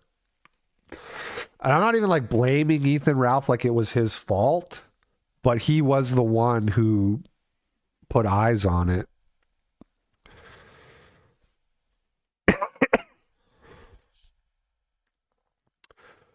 She would elaborate that it taught her that liberals were the real racists and real trolls. January 2017, Candace Owens is evicted from her 16th story luxury $3,500 a month apartment at the Beacon in Sanford, Connecticut by Norwalk Housing Courts. She had been living there since October 2015, but stopped paying rent 6 months earlier. Owens then sued BLT for $15,000 in August of 2017, claiming the apartment was full of mold and damaged her health. The alleged damage to her health included systemic yeast infections, wheezing, scars requiring laser removal, eczema, an inability to think clearly, and 9 other ailments. BLT countersued for $21,000 in back rent plus legal expenses. Owens is eventually ordered to pay BLT $21,000 in back rent minus her original deposit and legal expenses on April 2021. Dude, these lawsuits, 5 years it The took. Orthodoxer sent $3. I'm 10 minutes behind. That wasn't me. You fell for an imposter, LP. Well, maybe you should start saying like hold that. frame then, because whatever you're doing is not working. No, I'm joking. I'm just kidding, buddy. This is a picture. This is posted by Keith Woods. It's got like 5 million views on Twitter, by the way. 3.4 million. I guess this was like evidence that she submitted in the lawsuit to prove that like the apartment had like fucked her up.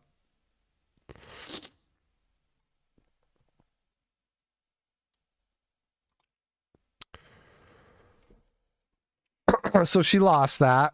She lost that lawsuit.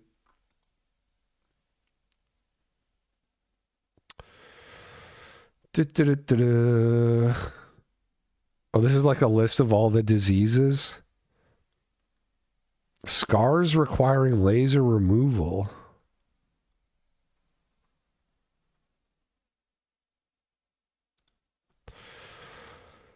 In 2017, Owens begins making YouTube videos and discovers there is a huge untapped demand for a black female conservative. She starts a new channel called Red Pill Black, and it is immediately embraced and promoted by homosexual Breitbart editor Milo Yiannopoulos. I knew I liked this national conservative guy.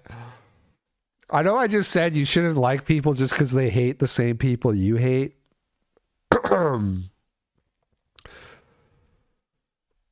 But highlighting that Milo is a homosexual is like quite clearly a little dig and apropos.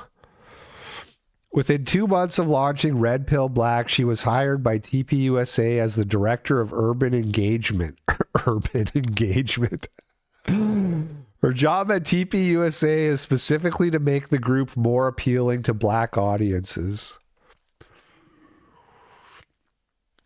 Who's the director of rural engagement?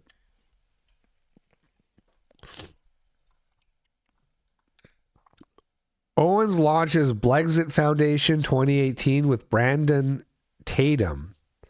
The name is co-opted from black nationalist Malia Connolly, who intended Blexit to be used as a term for black people separating themselves from white society. Based? Owens reappropriates it to mean blacks leaving the Democratic Party. Kanye West briefly promotes Owens, then he publicly denounced her for falsely telling people that he designed her merchandise. She is just a liar, dude. She is a grifter. Always has been. 2019, Candace Owens appears to contradict her entire origin story on Fox. She states, "I do not remember growing up having all these race issues." Yeah, we already watched that clip. Owens leaves TPUSA for PragerU. She is invited to speak at the Trump White House. She is also used by the Republican Party to testify at 2 congressional hearings that were intended to be used by Democrats to paint Trump supporters as racist and white supremacist. I remember that. I remember her going and doing the whole like, oh, so you're saying because I'm a black woman, I can't read? And people on Twitter were like soy jacking in ecstasy. And even back then, I was like, that was already, this is what, like 2019? I was already doing the like, okay, Democrats are the real racists is fucking cringe. We got to stop doing that. Not that I was the first person or anything. Not that I was like ahead of the curve. But she was like, oh, so you're saying because I'm a black woman, I can't read? And everybody on Twitter was like, whoa, she destroyed him. And I was like, this is fucking cringe. Okay, this is like 6-7 years ago. Common conspiratorial theme among critics of Candace Owens is that Farmer, this is her husband. Hold on, we skipped ahead. During this year, Candace Owens met George Farmer at TPUSA in London. 18 days later, he proposed to her during a video chat. Farmer was born into a wealthy family, holds the title of Honourable in the British House of Lords, and is a member of the ultra-elite Bullingdon Club, Oxford's version of Yale's Skull and Bones. Among other things, Farmer had briefly been the CEO of the failed social media company Parler. A common conspiratorial theme among critics of Candace Owens is that Farmer is a secret homosexual. In May of 2016, Candace Owens endorsed straight female homosexual male marriages on her website, Degree 180. I mean, I kind of endorse that too, in all fairness. Not race mixed. Let's not get fucking crazy. And I don't like to endorse it in the sense that I don't like to validate the concept of homosexuality as an identity. But in so much as there are gay men, if you are a gay man, you shouldn't think about it that way. But if you do, and you are, then yeah, you should marry a woman and make babies with her and do no gay shit ever. I do endorse it in that sense, but not race mixing. Let's not get fucking crazy. A lot of straight women are settling down with gay men. Here's why. By Candace A. Candace A?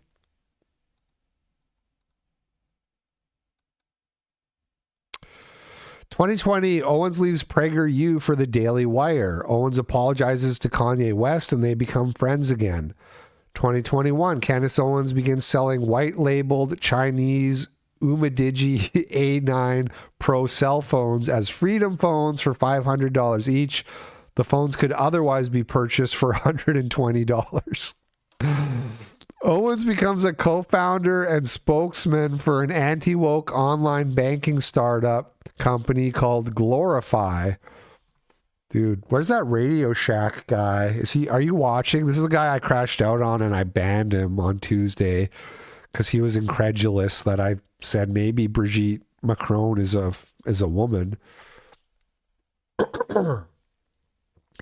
Hey buddy, did you buy one of the $500 Freedom phones too, you fucking idiot? I bet you did, you fucking moron.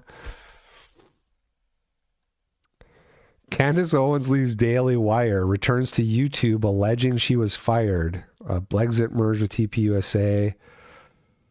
Owens offers live one-on-one video chats for thousands of dollars per minute. Then prices lowered to $1,500 per minute before eventually being deleted. Candace Owens published a 7-hour documentary. 7 hours. This is what I was talking about. What possible difference could it make to me that would justify a 7-hour investment when I could play 7 hours grinding the platinum trophy for Darkest Dungeon 2 instead? Surely that would provide more value to my life. I mean, look, if that's your entertainment value, fair enough. But please try to separate entertainment from shit anybody should actually care about. Okay, I don't tell you that you got to watch my 7-hour Darkest Dungeon 2 Let's Play.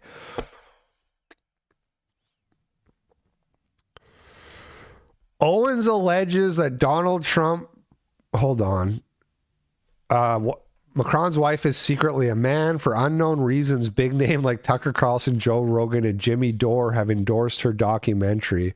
I mean, none of these people have ever been the sharpest knives in the drawer. It is unlikely any of them have actually watched it.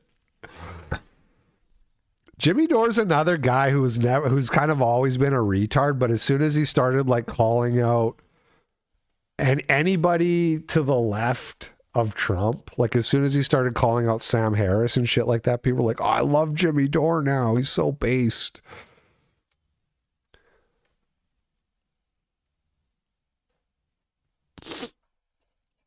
Owens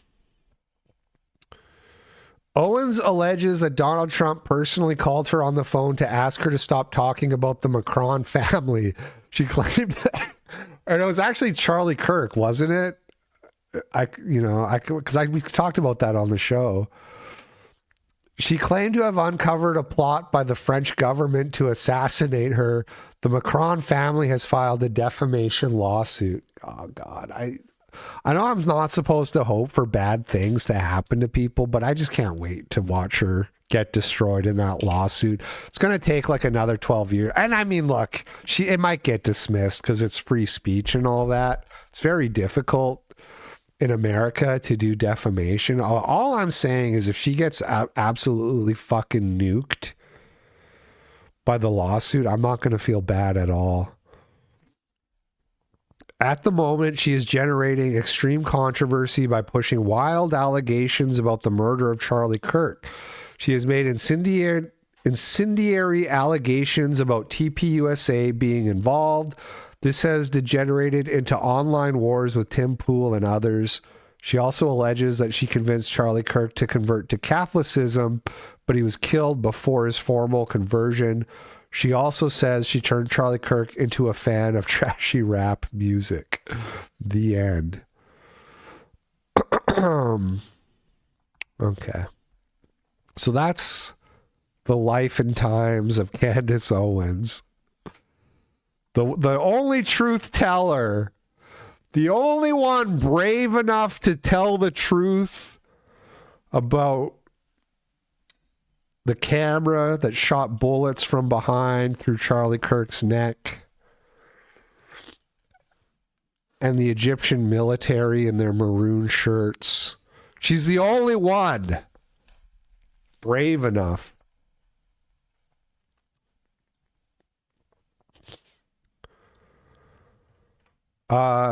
Tucker Carlson actually is also brave enough, though, it turns out. So I haven't actually watched this, but he basically, what? He's gonna imply that Israel killed. I don't know. Let's watch. In the 3 months since Charlie Kirk was murdered, I've really tried not to comment on the murder investigation in public, and it's not because I don't care. Of course, I love Charlie and knew him well since he was a teenager. But I haven't said anything about it. I really tried not to say anything about it. First, because I don't really know. Chuck Steak. Charlie Kirk was taken from us at the beginning of his Wigger arc. Anything that everyone else doesn't know. He was eventually going to go full Wignat. I've asked around, but of course, how do you know what the truth is? But the other reason I haven't said anything is because I know personally a number of the people involved in what's now become a very large story. I know them really well. And I really think a lot of all of them on every side. Candace Owens, I've known a long time. I love Candace Owens. Blake Neff at TPUSA once worked for me at a couple of different places, and I love Blake Neff. Erica Kirk, I've known since she was dating Charlie Kirk, and I love Erica Kirk. And I think these are all really, really decent people. And so it's been my desire for 3 months not to get involved in any of this. And in general, to think to myself, anybody who is earnest... It's so funny, like people who are like Candace Owens supporters will tell you that Erica Kirk is like, there's something wrong there. There's something off. She's just, I don't know why, but I can just tell she's like evil. And it's like, she's like a beauty pageant queen. There's no real controversy. She was involved in some orphanage in Romania. And so people say that they were like trafficking children. There's no evidence at all of that those are connected. The article people post, Erica Kirk was like 9 years old or something when that article came out about the children in Romania getting trafficked. Anyway, look, maybe she did. Maybe she is evil. Maybe she harvests children's organs after they get raped a lot. I don't know. All I'm saying is we do know everything we just looked at with Candace Owens. All of that stuff we do know. Searching for the truth, whether they're right or wrong, but as long as they're motivated by a desire to find out what happened and therefore honor Charlie's memory by getting to justice, anyone who's doing that, I'm not going to criticize. Again, no matter what track they're on, lots of us, and this has certainly happened to me, have good moments, but good motives, but wind up in the wrong place. But it's a sincere mistake. So that never adopt a fucking Romanian. I really don't like Romanians. I had a bad experience with a Romanian one time, and so now I hate all Romanians, as any logical person would. That definitely happens. I have done that, and so I've just wanted to stay out. And then the other day, I had like a 3-hour conversation with Theo Vaughn, and it was not about Charlie Kirk or anything related to it, but that topic came up. And I said, in effect, I don't trust the FBI. They are like gypsies. And Romania is like correct me if I'm wrong, but Romania is the most corrupt European country, which that right there tells you everything you need to know. Hey, Grok, what's the most corrupt European country? Based on the latest Corruption Perceptions Index from Transparency International, dropped in February for the 2024 data, which is the most current as of this year, Russia ranks as the most corrupt in Europe, with a score of just 28 out of 100. Hungary's close behind at 42. It's all about perceived public sector graft, like bribery and nepotism. What are the next 3 on the list? After Russia at 22, it's Ukraine at 36, Bosnia and Herzegovina at 35. Wandering Neanderthal sent $10. I've hated Romanians ever since V started showing up. You just told me Hungary was second on the list. Thank you, Wandering Neanderthal. Whatever. It's corrupt, okay? It's not the most corrupt. I stand corrupt. I stand corrupted. I stand corrected. Okay? It's up there. Never trust a Romanian, I'm telling you. Obviously, Russia and Ukraine are going to be corrupt during war times. Everybody pillages and plunders when you're at war. That goes without saying. Romania is always corrupt, okay? And that gave some people the impression that I was, accusing them of being involved in Charlie's assassination. And of course, I wasn't. And I certainly didn't mean to. But it gives me the chance now to say what I think, which is that we should not necessarily trust the FBI. And by the way, why would we? It's not an attack on, the political leadership of it. I've known Dan Bongino, for example, for a long time and like Dan. And don't imagine he would ever be involved in intentionally covering up a murder of somebody. I don't believe that. It's so funny to be like, I like these people, but they're totally incompetent because they have no idea, because it's like the most high profile murder of the year, the biggest, most publicized, most talked about murder of the year, a political assassination. And Tucker's just like, look, I like Dan Bongino, but he has no fucking clue what's going on underneath him. Like, why would you like a guy who sucks that bad at his fucking job? What is there to like?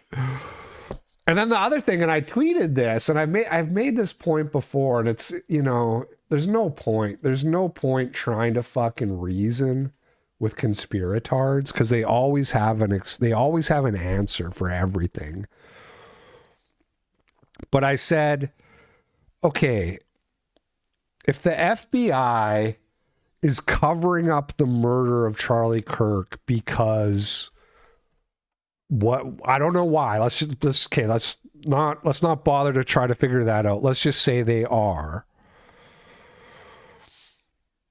Why wouldn't okay, so if that's true, and if it's also true that a 30-12 can not get stopped by human skin, then why would they make that the story? Why would they bake such a huge hole into the story where instantly every guy who's read a Wikipedia page about guns is like, that's literally impossible? But of course, the conspirators, they just, whenever stuff like that happens, they say, oh, it's a humiliation ritual. It's a Masonic, satanic. They have to tell you what they're doing. They have to rub it in your face. And it's like, so anything that doesn't make sense from a conspiratorial viewpoint, you just brush over that with, well, that's just them being incompetent on purpose to piss you off. Woo, boy, can't argue with that. But Dan Bongino and Kash Patel, for that matter, are at the top of the org chart. But is he about to say what I just said? This is a huge organization, and parts of it act. No, he's just carrying water for these guys. Yeah, it's a huge organization. It's also literally, like I said, not only is it the highest profile murder, but arguably, like, these guys probably knew each other. I'm sure Charlie Kirk and Jan Bongino and Kash Patel, I'm sure they all knew each other in real life. So they're just not going to pay attention. There's going to be a cover up, and they're just like, oh, I got other things to worry about. Kash Patel's like, they're trying to make it look fake. His relationship. The only thing Kash Patel cares about is his relationship with his Mossad honeypot girlfriend. They're trying to make it look fake. They're trying to make it look like she doesn't really love me. Independently from leadership. That's the nature of bureaucracy. So saying, well, I like Dan Bongino and don't think he would do something wrong on purpose, which is how I feel, doesn't mean that I trust. And $10. The conspiratard phenomenon really just feels like a desperate need to feel like the smartest person in the room. Look, you said it. You said it, brother. Trust the FBI or have to trust the FBI. And again, why would I? If there's one lesson of the last election, the 2024 election, it's that a lot of our biggest systems, our biggest institutions have rot in them, and that needs to be reformed. And as if we needed more proof of it, we'd learned what a lot of us suspected for years, that January 6th was in effect a setup, and the FBI was key to that setup. And it's still not clear that everyone involved in that setup at the FBI has been fired or punished for that. So no person, no American is under some moral obligation. Again, how's that not Kash Patel and Dan Bongino's fault then? if the FBI overstepped on J6, which I'm sure they probably did. But who's the people that can actually do something about that? It's your friends that you respect so much. To believe everything the government tells you, particularly institutions or agencies that have a long documented, factually documented track record of committing crimes, participating illegally in our political system, for example, as the FBI has done, manufacturing crimes, setting people up, distorting justice. That's the opposite of their job, of course, which is to get to justice through facts and then to tell the rest of us how they... I think that black guy was... look, man, I just believe my Fed slop, okay? They triangulated the phone, all that shit. Why would they make that up? Because they're covering for MTG? Because Marjorie Taylor Greene was really the pipe bomber? And Marjorie Taylor Greene is actually a man. She's actually a black man, but she race swapped. So they got to frame a real black man. Arrived at this That's what you sound like. Prove to the rest of us that the right people are being punished. So we're not under any obligation. Of course, people get so mad at me too. They get so mad at me for just being like, I don't know, man. Maybe the feds, maybe sometimes they just tell you the truth. Maybe Tyler Robinson murdered Charlie Kirk because it was like a love letter to his gay lover. That's actually believable, by the way. That is believable. Ignore the magic bullet part. Some gay dude murdered Charlie Kirk because Charlie Kirk was a hateful bigot and this guy wanted to be the Luigi Mangione of homosexuals. Totally plausible. I'm not saying Israel killing Charlie Kirk isn't plausible as well. It is. They kill people. But you act like it's so insane that it could actually just be this fucking guy. And then what? That black dude? What is even the reason to doubt the pipe bomber thing? Is there even any reason, or is it just default distrust of the feds? Yeah, you should have a healthy skepticism about things, but maybe you should also have a reason. If you're not going to believe something, maybe you should have some kind of reason.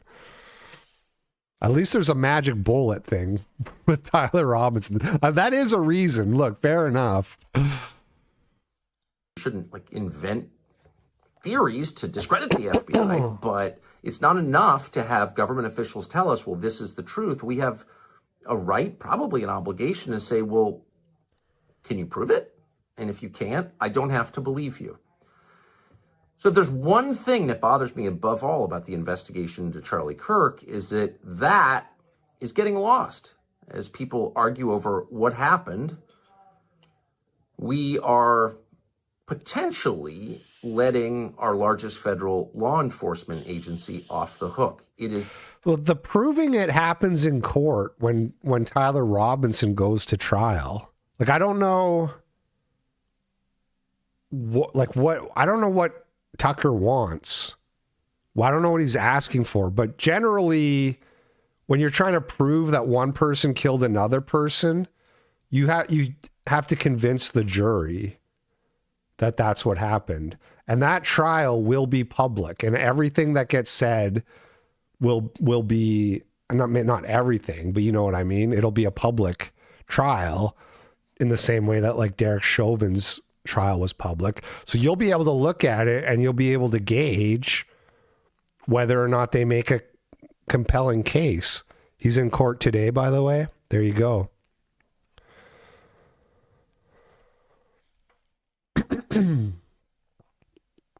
The job of the FBI to find out what happened and to tell the rest of us, not hide behind, well, it's national security, confidential sources. No, tell us what happened. Show us what happened.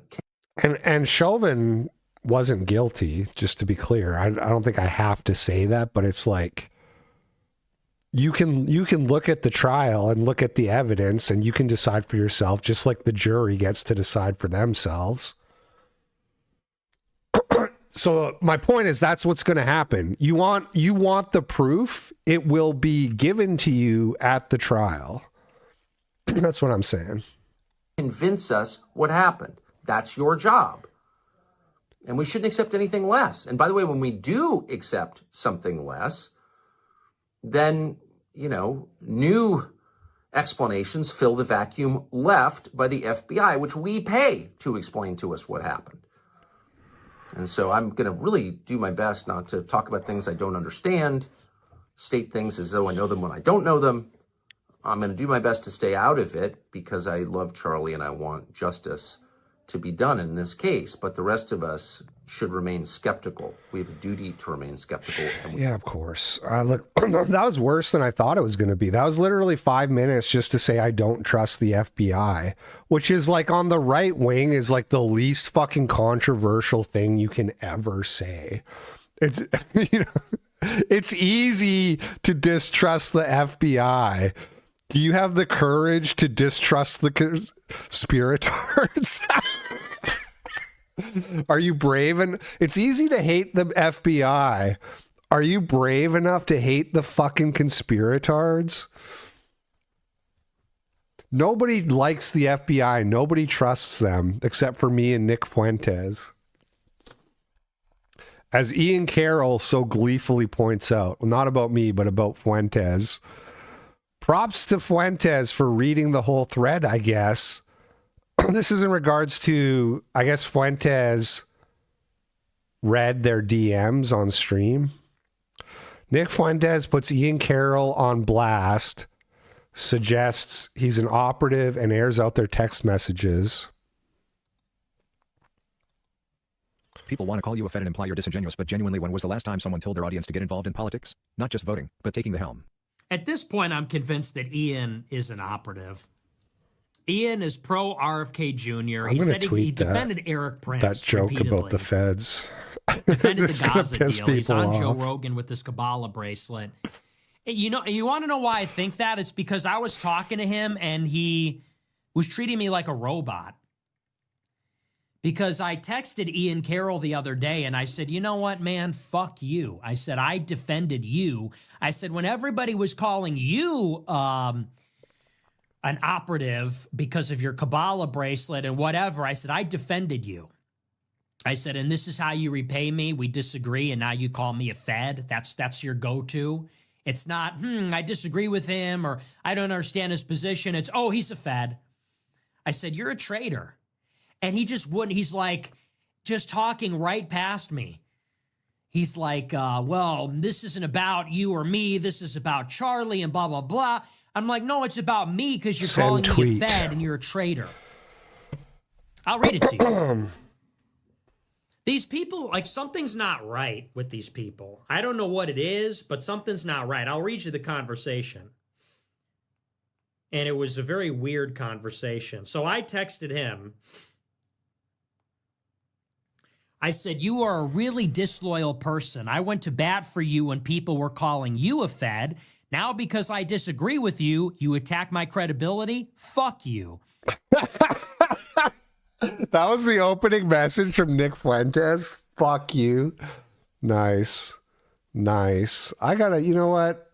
Well, I don't really, no, I take that. I don't even like to, I like to just like delete people out of my life if they give me a reason. I don't like to be confrontational, but that is funny. I used to do shit like that.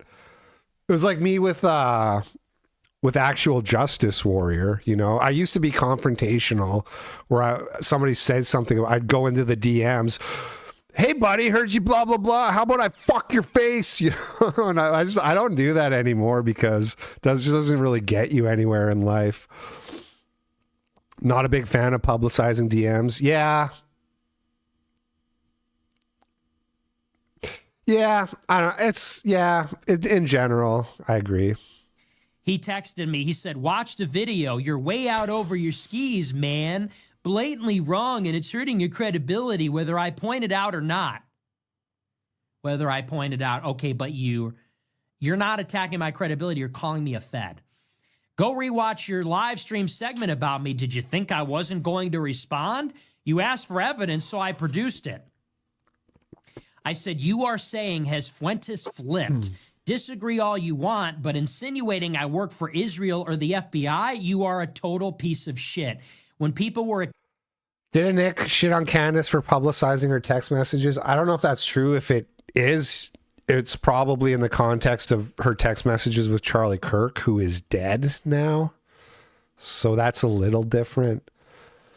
But yeah, I think if you gotta, you know, if you're gonna do this, you may as well just paraphrase. It's tough. Because if you paraphrase what is said, you'll get accused of like changing.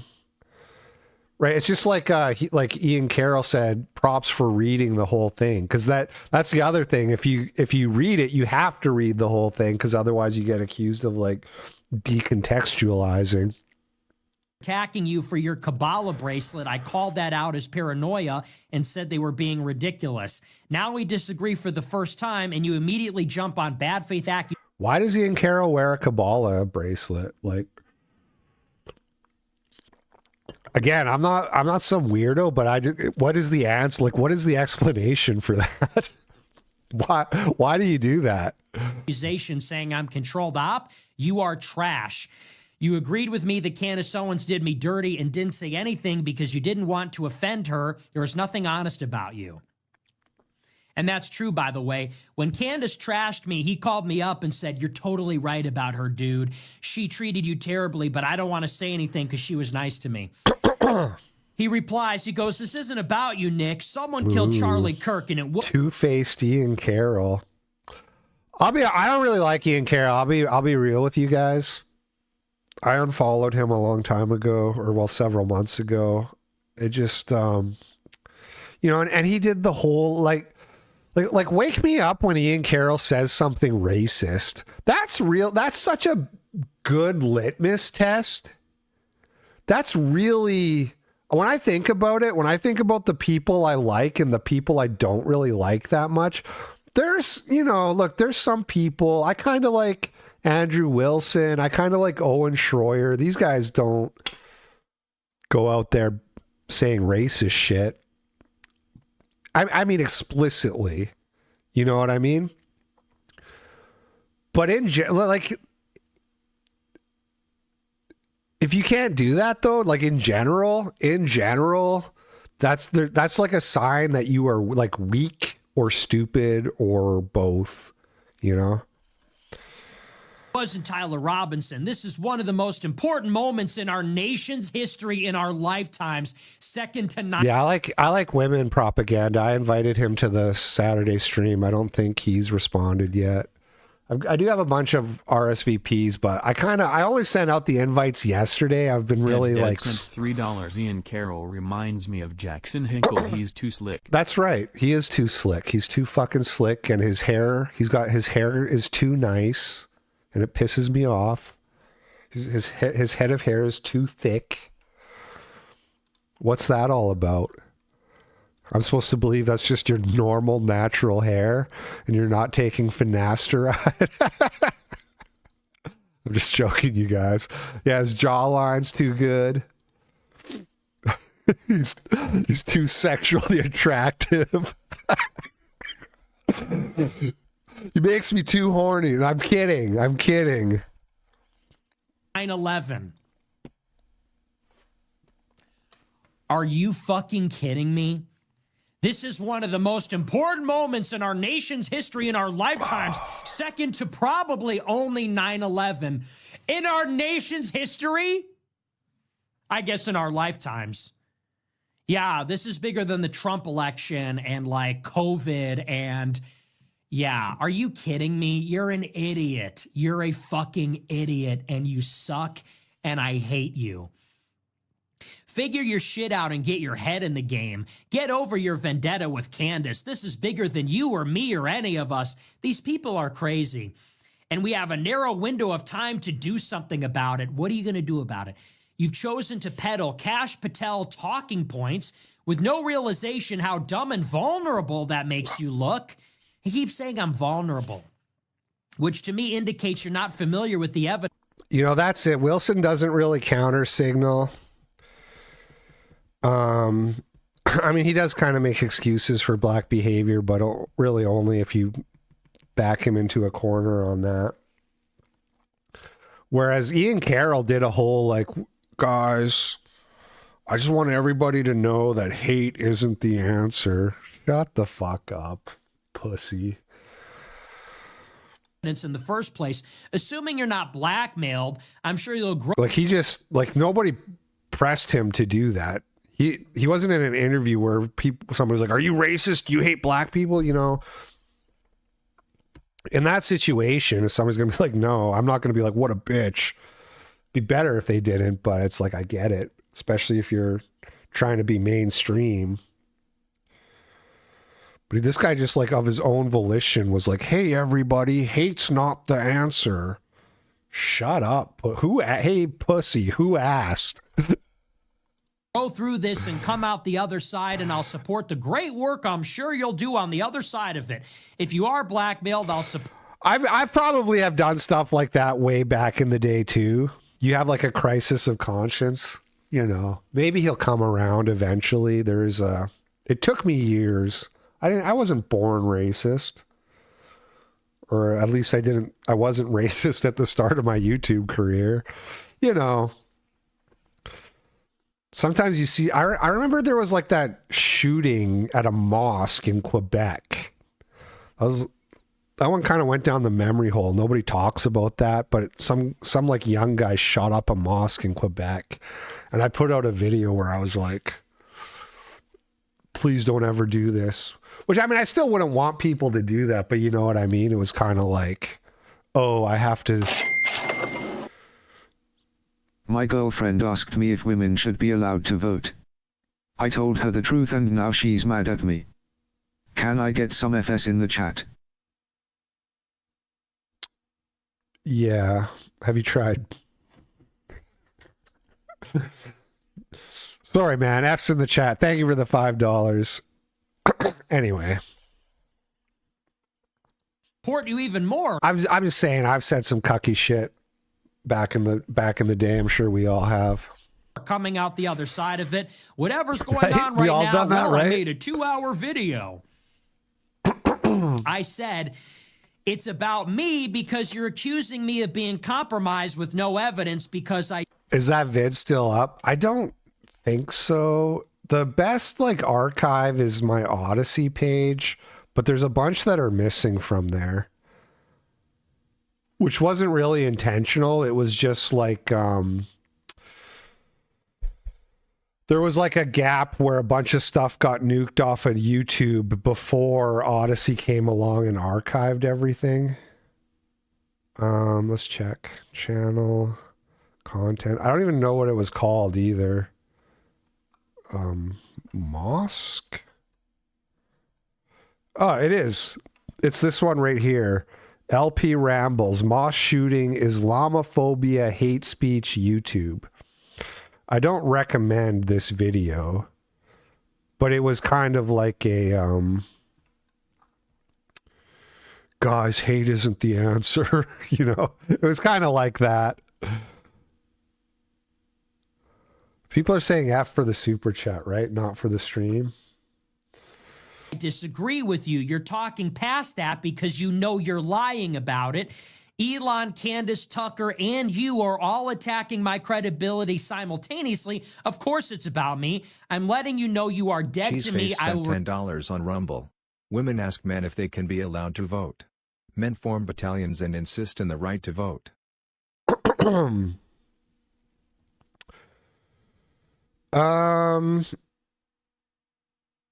It reminds me of that like green text about the like how voting is like a proxy for war. I know that's not really what you were saying, but I was trying to like relate it to that. Well, and the Orthodoxer sent $3. Your GF is mad. You are not holding the frame, bro. She's testing you and you failed. You dropped the frame. It's over. Always hold the frame. I was gonna make some joke about you should just beat her, but it was like such a bad joke. I just like bit my tongue. I was like, whatever. But that would have been a good joke if I just said, bro, you just need to hold frame. That would have been actually funny. So thank you. Repudiate your support now and in the future. I was gonna say, like, it's kind of the opposite. Is like the reason men vote is so they don't have to go to war. Like that's what the point of that green text, you know. So, because you're a dishonest, stupid piece of shit. He replied, he said, I addressed the Fed stuff. Seems like you didn't watch the video, but you do you. There's a joke about 107 friendships out there somewhere. I'll support your work when it's good. I hope it is. I said, yeah, I've been backstabbed repeatedly, including by you. I backed you up and defended you. Then you switched up on me because of the heat of the moment. You can shove your support up your ass. It means nothing to me. You have no integrity as a person. Not gonna lie, I'm kind of zoning out on whatever Nick is saying. It's when people start reading their, like, Owen Wilson did this too, or Benjamin, sorry, Owen Benjamin. He did like a 25-minute video where he's like reading his conversation with Andrew Wilson. It's like really hard for me to stay focused when people are reading their chats. So just summarize it. I understand why you can't summarize it, but just paraphrase it. You know, I don't need the fucking like the verbatim. I just really don't need it. This is like that. You tell me, but that's a weird conversation. And I'm not crazy, so I'm gonna say maybe he's just stupid. But that's like a weird conversation. Talks like a customer service. Like I said, I wasn't really paying attention. The out over your skis, I did catch that as like a weird thing. Who says that? You're out over your skis, bro. I've never heard that. I get it, but I've never actually heard that. Because I'm telling him repeatedly, you're making an accusation with no evidence after I defended you. You're betraying me. And he's saying, this is like 9/11, bro. You're vulnerable, bro. And I'm like, it's really simple. I gave you the benefit of the doubt. Am I not owed the same thing? I disagree with you. I'm sure people say that. I'm a bad faith actor. Just never anyone in my 45 years of life has ever said it. Isn't that a little hypocritical? You went through the exact same thing and I defended you. He said, well, that's like the Tyler Robinson message. Nobody says squad car or whatever it was.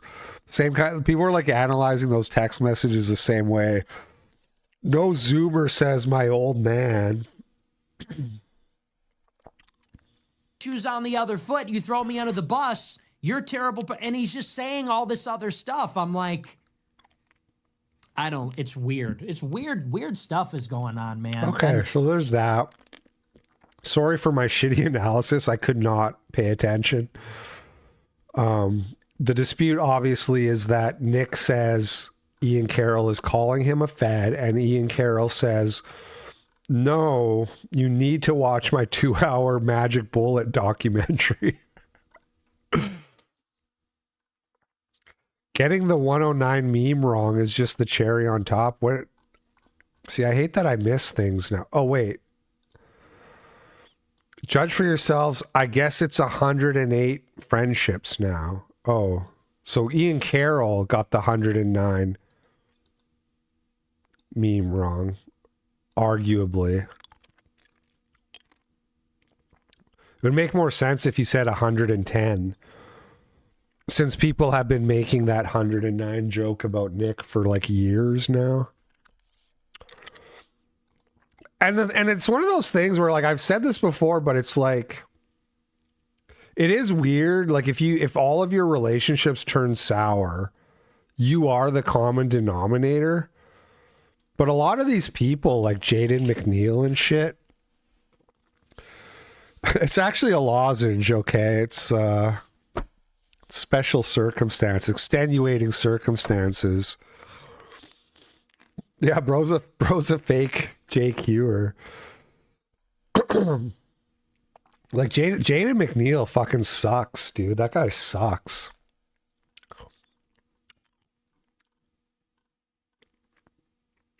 So I don't think John Doyle is that bad. And Patrick Casey, I'm sort of on the fence about. But Jaden McNeil definitely fucking sucks. Bronze Age Pervert says, Ian Carroll and Candace Owens are exposing Fuentes for the Mossad plant I've told you he was. The entire thing has been astroturfed by Barry Weiss and Shapiro. What are we doing, guys? What are we doing here, guys? Genuine commentator or astroturfed op. Nick's Achilles heel and what will prevent him from ever being anything more than an internet shock jock is that he is totally incapable of not burning bridges with potential ally. Right, 109 friendships.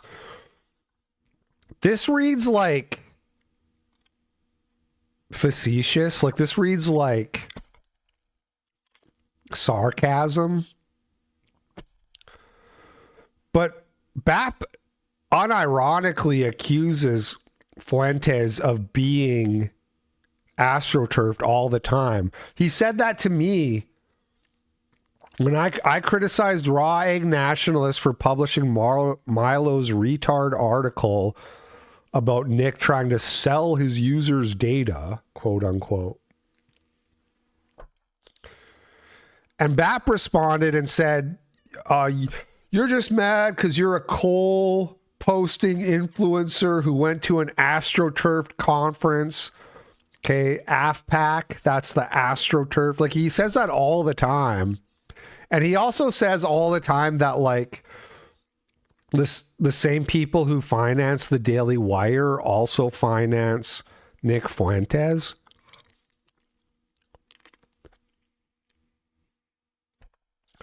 Fuentes is a Mossad plant. Literally impossible to tell like if he's being serious or what. You have to take the L for introducing me to BAP. Yeah.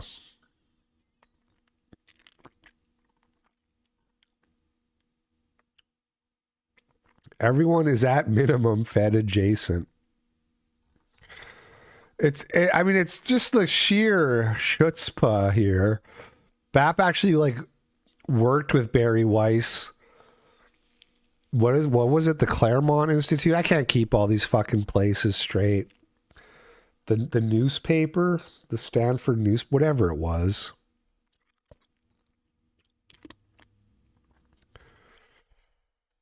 And Shapiro promoted BAP's book on his show, said it was like genius.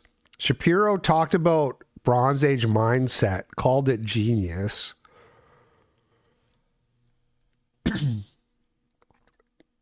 And has never had a single nice thing to say about Nick ever to this day.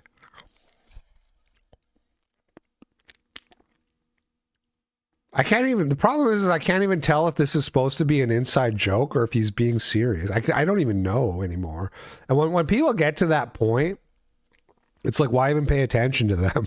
If I have to debate whether or not you're doing an irony bro post every time I read one of your fucking posts, what's the point? It is over for Nick, though, in case you didn't know. He finally got the one call out that matters. The Roseanne Barr call out. What are you going to do about it, Nick Fuentes? What you going to do about it when I tell you, you little bastard, you're going to be begging the Jews to give you, I don't know what. Medicine for his Kalman syndrome? You're going to be begging the Jews to help you down on your knees and repent like Kanye West, motherfucker. Keep it up. It's a fucking, what do they call it? Reckoning? It's a sting. Yeah. It's a God sting. Are you going to go against the God of Abraham? You're going to shit talk the God of the Torah? Keep it up, motherfucker. Not just the Torah. Little weird to say criticizing Jews is the same thing as criticizing God. Not sure if that's theologically sound. what happens. The Bible? Jesus? We'll see what Yeah, Jesus, the King of Israel. Born is the King of Israel. happens when you try to overthrow the Constitution of the United States, the Republic of the United States of America. You talk shit about that, saying it ain't good, that we got to have some Catholic theology to replace it. You can kiss my motherfucking rich Jew American ass motherfucker. Yeah. Come and debate me. Let's debate. Uh-oh. Cozy sisters, I don't feel so good. It's over for Nick. It's over. It's one thing to survive contentious interviews with Dinesh D'Souza, Carlson Tucker, Steven Crowder, Piers Morgan. But Roseanne's the one going to put the nail in the coffin. I saw people actually on Twitter being like bemoaning how Nick keeps surviving these interviews and talking. They were saying like, but he'll never do trigonometry because he knows that his shtick won't work with them. Dude, those trigonometry dudes, Nick is not running from them. Nick is not running from the trigger. They've never invited him. And if I hope he would just say no at this point. Everybody should ignore those guys. But the idea that they would destroy him is so fucking funny. And then they also said Coleman Hughes. Coleman Hughes is the one to do it, I saw. And I thought, well, Coleman Hughes doesn't even have a platform. He's a total fucking nobody. Even being a based black guy wasn't enough for anybody to pay attention to Coleman Hughes because he has nothing interesting to say. He's just a run-of-the-mill classical liberal like James Lindsay without the crippling Twitter addiction. These guys have nothing to say. They have nothing to say that is contemporary. It's 1990s thinking. That's all they have. Coleman Hughes tried to take down Charles Murray, which even the fact that you would try to do that shows how retarded you are. And it didn't. He didn't do a good job. He sucked, in fact. He completely sucked.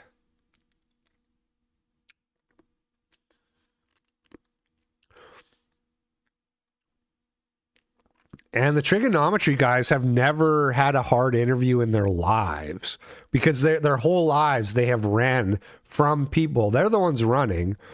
They have run from people like Fuentes, like Mark Collette, like Jared Taylor. They've never talked to any of these guys because they don't know what to say. They'll talk to Hassan Piker all day and Neil deGrasse Tyson and Sam Harris. They will not talk to Jared Taylor. They will not talk to Mark Collette. Okay. They'll talk to Tommy Robinson, probably. They will not talk to Steve Laws. Because they end up looking bad. Joe Budden and Lamont Hill react to Nick Fuentes, Piers Morgan. You can't normalize a person. You got to beat the shit out of them. Who even are these people? Well, I just wanted to shout out Piers Morgan because of the job he did in the interview. Kind of. Did he just cut it off as soon as it started? No. First Piers Morgan fan. And did this guy just make a joke about how you must not have actually watched it? Is that what he said? Job he did in the interview, kind of. Did he just cut it off as soon as it started? Oh, did Piers Morgan cut it off? So the joke is you shouldn't talk to Fuentes. No, it was. Oh, I didn't see Steve Laws. I don't know. Steve Laws did good with the other guy, but it wasn't hard. He just had to let the other guy talk.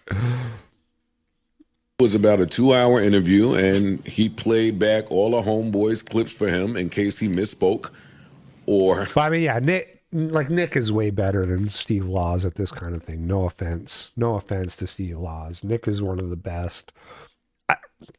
I think Mark Collette is really good. I know nobody thinks about Mark Collette because he's been obliterated from the public eye, but he's obliterated because of how good he was at this. And Jared Taylor's also obviously really good. Wandering Neanderthal sent $5. Joe Budin, if however you spell his name, is basically Joe Rogan for groits. Oof. Oof. Hate it already.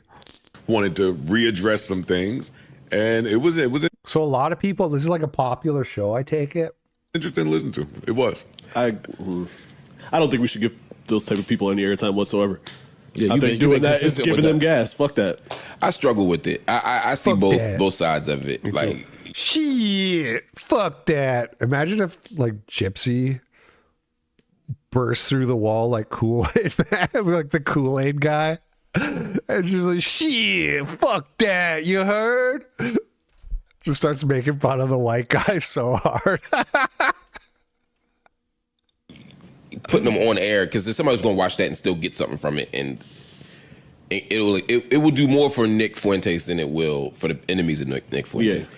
But it's also that's a matter of opinion, and that's what I'm saying. That is a matter of opinion. I think it all comes down to how you engage the person. You know what I mean? You can't normalize the person. I think you got to beat the shit out of them, and if you don't beat the shit out of them, then it doesn't work. I think it's important for black people to go in black spaces and tell people who down and who ain't. Mm-hmm. It's people that have no idea who Homeboy is. I didn't know very much about him. Me neither. And with this whole political right-wing upstart young white people that they're trying to just put in political places, it's important to say, hey, this dude's a racist, no denying it. And that's it. Wow. This guy literally, like, if you could test this guy's IQ, it would be sub 100. I basically guarantee you this guy is sub 100 IQ. It's crazy how did he... Was he like did he play basketball or something before he became a podcaster? Why is he popular? Hold on. Joe Budin. American broadcaster, former rapper. Okay, I knew it had to be something. I knew it had to be something black. Athlete, rap. That's just how it is like you get some clout for doing something that actually requires talent, and then you just become a podcaster, which requires like no talent at all. Used to fuck Eminem's wife for him. Dude, you got to go into black spaces and tell him who's down and who ain't. And that guy, he a racist. It's like awesome. Nick literally went on Piers Morgan and said, I am racist. So good job, dude. You're about to blow the lid off this whole thing. This is why it's so important to not shy away from the label, because they think it's I'm not really in an unblocking mood. I'm not really in an unblocking because somebody asked in the regular chat kind of mood, if you catch my drift. I agree with that. I just think that sometimes it's like it can backfire, and people can take the opinion of, well, he's entitled to believe what he wants to believe. Like that's. But it's good to see them too. I hate hearing both sides. I don't want to hear his. Heaven forbid people not care if someone's racist. The problem with calling him a racist is that people might not give a shit. That's why we need to physically assault and or ignore. I know enough. I've seen him fucking wear a Nazi flag, and I'm cool. Oh yeah, you have more info. Yeah, I didn't know that. I don't ever need to hear you speak again, quite frankly. Or what you could do is not bring him on, but like put his words up and then chop down his words. Like, you know, like play a clip of him and then break down why it's bullshit and play another clip. So that he doesn't get to actually like be on the show, but people can find out why he ain't shit. See, I think that I'm with Parks. Platform and racist, period. We still need to do it. But I think that helps them. Because now that gives I was taken out of context. It was this. That's interesting. That's a good point. It's clickbait, or now it'll make somebody want to go and hear you respond to that, or yeah, somewhere Nazi actual like defamation. It shouldn't be.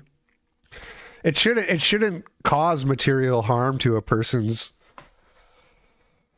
reputation, but it does. So that is defamation. It's because it's not true. You have not seen Nick Fuentes wearing a Nazi flag.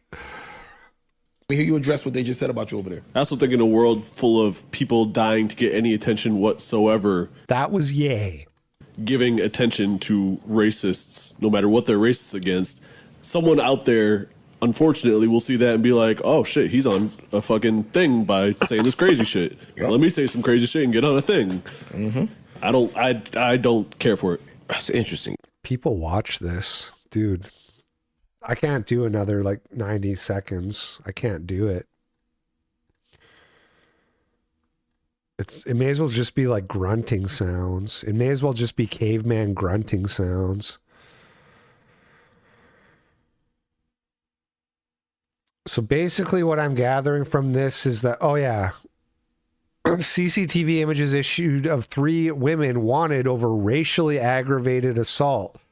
Right. So presumably some brown guy was sexually harassing them. And they said they probably called him a packy or something. And so now the police are trying to hunt them down. Because that's how it works in England. They literally arrested that woman because she said, I got assaulted by that faggot. And they went and arrested her. She said that in a text message to her friend, a private text message.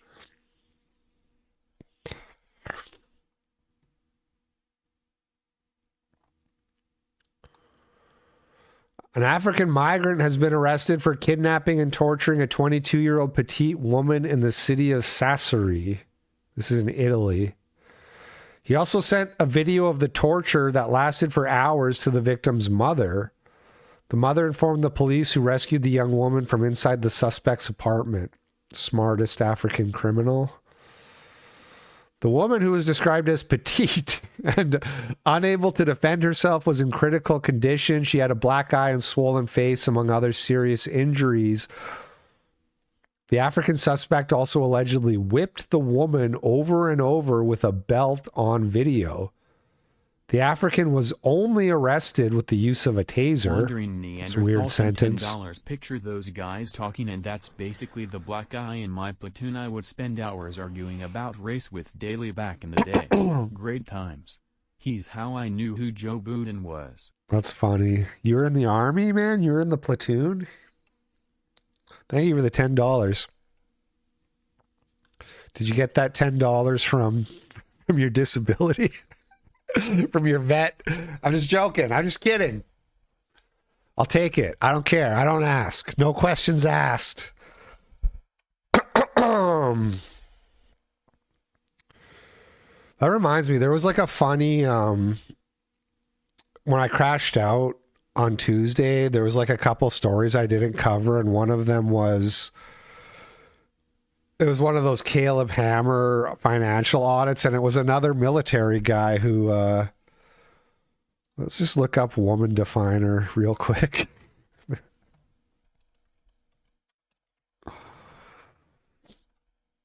When I see this guy on Twitter, I always think his name is Woman Defiler.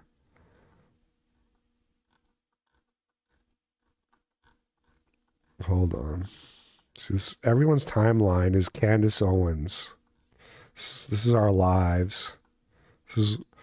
We must have done something bad in another life. Hold on, we're getting there. It's got to be this guy. December 10th, man. People be tweeting, dude. People be tweeting. This is a bad idea. Wandering Neanderthal sent $5 Marine Corps, and now use my disability to pay my mortgage. Nice. As long as there's enough left over for the daily cope, I'm not asking any questions. This is it. Look at this, 8 million views, man. 8 million views just for clipping a little financial audit. I should just steal this guy's shtick. I should just start posting financial audit threads. She walked out on her husband and 4 kids. She expected him to work a full-time job, take care of everything at home while she was in school. Her mom lives with him and the kids to help out while she lives with her boyfriend alone. Did I mention 2 of the 4 kids aren't his? Now, wait a minute, Justin. We've been married since 21, so 4 years. But we've been together. 8-year-old. Wait, how many of the kids are yours? So I came in with 2 boys. He had no kids. Our last 2 girls are his. Okay. What was the... So she left her kids that are not biologically his with him. Breaking point. She just not like just getting tired of everything. So this was the breaking point. I told him I wanted to go back to school. I wanted to focus on school full time because he wanted to do that. I gave him that opportunity. I worked. He wanted to do what? He wanted to go back to school. You and wanted get his to. degree. You're the breadwinner. I did. I and went he did. back to He school. completed his school. Oh, he already did this. So he did this successfully. So now you wanted to do the same. So it was my turn. Yeah. Okay. And he With the 2-year-old and promised- 1-year-old, that is difficult, but go on. And he promised, hey, if you go back to school, I'll take care of the household. I'll take stuff off your plate. And I told What him, does I don't take want to care add of more. the household to you? Figure out finances, make sure Okay. the kids are good. Managing the bills. What is managing- making sure the kids are good, though? Like is that making sure they're picked up from is school he on cooking time, dinner they're every getting to day? Is school. he? I mean, is he keeping the house clean? that's a hit or a miss. I mean, I have to make a list or things for him to do while I'm gone. I have to make sure, hey, the way I have to tell. I don't get it. Doesn't the guy work? Even if you're like doing full-time school is still less than a full-time job. I mean, at least when I was studying jazz performance, that was the case. When I was in college for basket weaving, okay, full-time school was not more time consuming than a full-time job. The kids, this needs to be done. Here's your chores. I have to do the same shit for him. Had. So it was like, well, now you have my mom. No, whoa. I still have. My mom lives with him and helps with the kids full time. But you don't? No. That's wild. You immediately leave. Well, no. She's a replaced wife. You're not his mom. Your mom. Yeah. So my mom came back. Your to help mom me. moves in, and you immediately leave. Wait. To take care of the. Did you not take the kids? Well, no. So Wait, you left and you left the kids there? I live one street over. But you left the household. I did. There's a 1-year-old and 2-year-old there. Yes. What? And you left? I left. Wait, hold the fuck on. A few months ago, you left the kids there right after mothers moved in. Mm-hmm. What the? If this guy killed her and I was on the jury, I would have quit. a 1-year-old and a 2-year-old. If he shot her and I was on the jury, I would say, I'm sorry, but I can't convict this man. You ever heard of jury nullification? I don't know what that means. But I'm doing it. I don't know what it means, but I'm doing it. This is dynamic. It's so fucking I crazy. couldn't afford the house that we lived in together, right? So originally we had split up our finances and he was supposed to get his own place. Then his excuse was, I didn't want to live under a different roof than the kids. He thought that was going to keep us not together. invalid? No, it's not invalid. So I said, you can stay living here. I can't you afford leave the this. kids? I left the kids. What the? Why? I'm not saying force yourselves to live with each other if we have fallen out of love, but there has to be a reasonable timeline. Dude, we've been going for 3 hours. It's really flown by. I took 2 caffeine pills. This whole time I've been sick. I've been doing like a caffeine detox because what better time, you know? But I'm feeling better. So today I was like, well, let me take a couple. This 3 hours has just flown by, but that's crazy. I don't think I have time to watch a whole ass movie, you guys. That's crazy. It's 3 hours. We're almost at the part where the movie is supposed to start, but man. Anyway, so this guy assaulted, kidnapped. We're going to speed run this now. Mayor of London, Sadiq Khan, crashes out the moment he realizes. I think I'm going to skip the movie. I'm going to have to skip the movie, you guys. I'm sorry. Crashes out the moment he realizes he has to sing Christ is Born, the newborn king.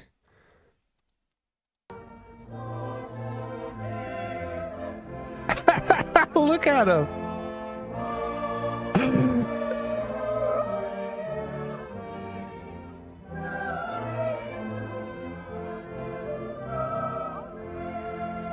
Most assimilated foreigner.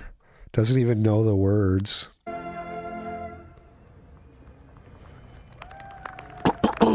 Grab a cig.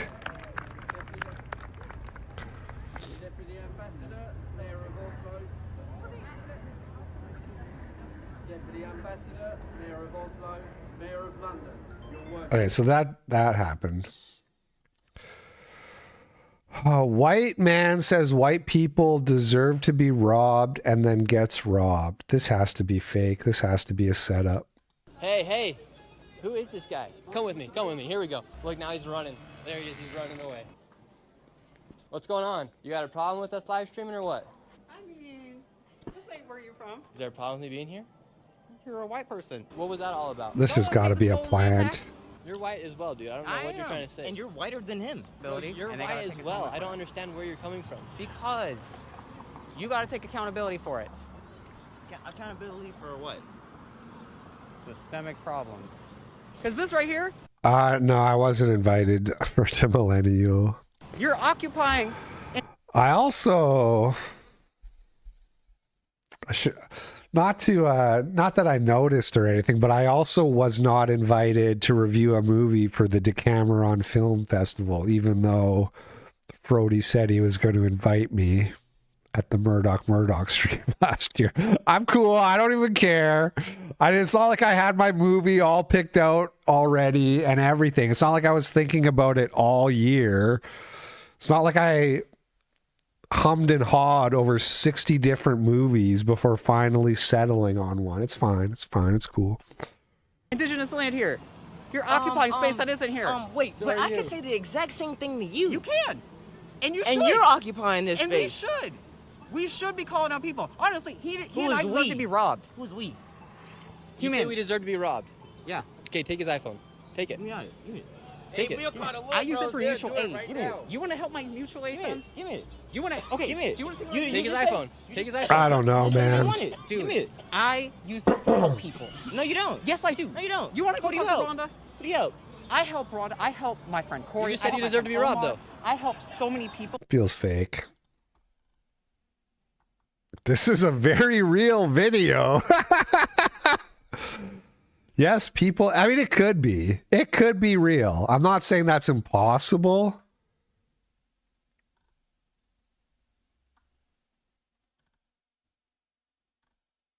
But I'm skeptical.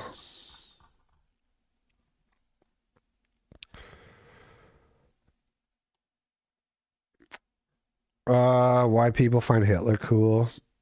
I think we can skip this one too. I didn't realize we've been going for 3 hours here. So I was going to watch The Merchant of Venice, not on YouTube, by the way. I even if I did try to do it on YouTube, it would probably, the stream would get suspended for copyright anyway. Like 99% chance that would happen. But then I was also looking through the comments and this guy like timestamped all the titties. Apparently there's tits. And then he missed one. So apparently there's 4 sets of tits in this movie, this Shakespeare movie. Our teacher was showing us this movie. Everyone laughed at these moments. Our teacher was shocked, not only 1, but 3 times. Yeah, I remember stuff like that happening in school. Wandering Neanderthal sent $5. Would a hundo get you to stay for the movie? It would, actually. Yes, it actually would. Wait, before you send that, I want to poll the chat. I'm just going to do this on YouTube because it's the only place that has polling. Because, wait, that's not it. Hold on. What's the plus poll? Because I have a second option for a movie and I want to see which one you guys would rather watch. And it won't be on YouTube either way. So just so you know, but I'm going to put this poll on YouTube. Merchant of Venice. It's 2004, Al Pacino. Oh, I spelt it wrong. Hold on. Merchant. Or Focus, which is the 2001 William H. Macy movie where he buys round glasses and then everyone turns anti-Semitic against him. You know the one. Here, but okay, let me put the poll, and then I'll play the trailers. Okay, if you're not sure, just wait for the trailer. What just happened? What's happening? Hold on, pause.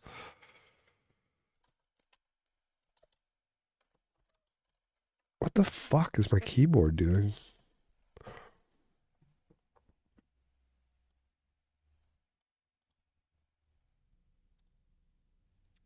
Okay, so this is option number 1.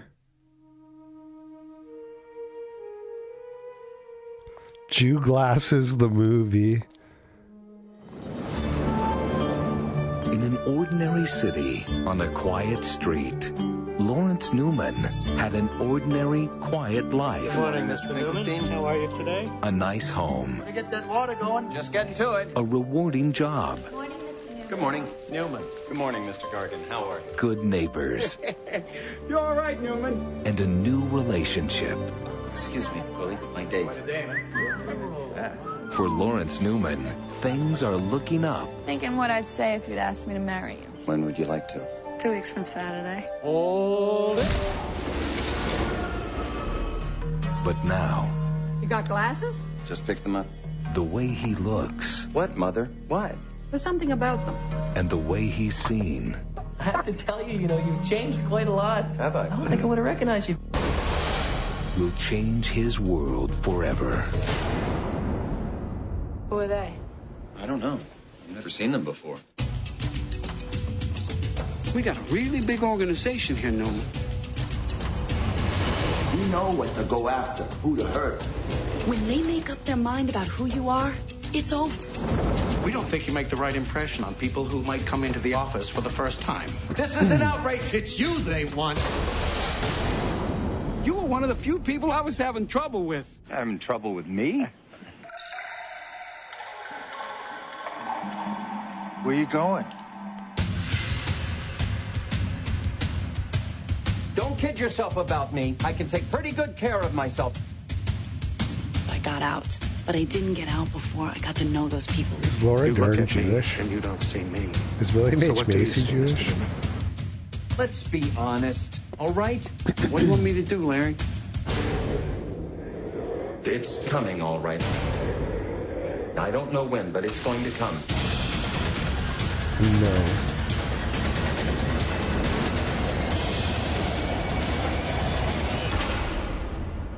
No. That's a bad street. How many of you people live on that street? Us people? Yeah, so they don't really spell it out exactly in the trailer, but basically everybody starts to think they're Jewish and they get like super anti-Semitic against them. And it's a meme because people were saying, I have Jew glasses. And I was like, what the fuck are you guys talking about? And then somebody showed me that trailer. We all laughed. Okay, let's watch the other trailer and then we'll see where the voting's at after the second trailer finishes. Merchant of Venice, 2004. People say this is one of Al Pacino's greatest performances ever. Who's that? Senor Antonio! And also, in case you don't know, The Merchant of Venice is considered Shakespeare's like anti-Semitic play. The reason people say Shakespeare was anti-Semitic is because of this play, which I'm not going to lie, I'm not familiar with. I don't really know it. Fie, Graziano. He hath disgraced me, laughed at my losses, mocked at my gains. And what's his reason? Just click I on am the a Jew. tit timestamps. If he has done any of these abominations, he shall surely die, says the Lord our God. In Belmont is a lady richly left, and she is fair. Try what my credit can in Venice do. Furnish you to Belmont and fair Portia. It now appears you need my help. Let the forfeit be nominated for an equal pound of your fair flesh. The bearer of my fortune, Shylock.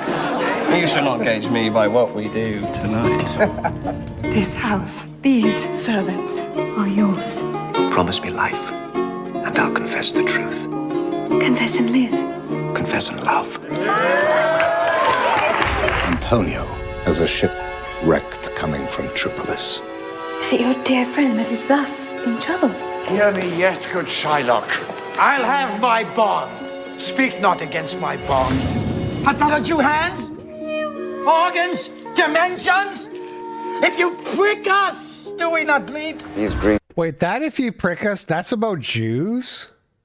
He said have a Jew hands? Us, do we not? Hold on. Organs? Dimensions? If you prick us, good Shylock, I'll have my bond. Speak not against my bond. Art thou a Jew hands? Have not a Organs? Jew hands. Dimensions? If you prick us, do we not bleed? These gruesome losses have so baited me. I shall hardly find the pound of flesh tomorrow for my bloody creditor. Do all men kill the things they do not love? Hates any man the thing he would not kill. Go with me to church and call me wife. Then away to Venice to your friend.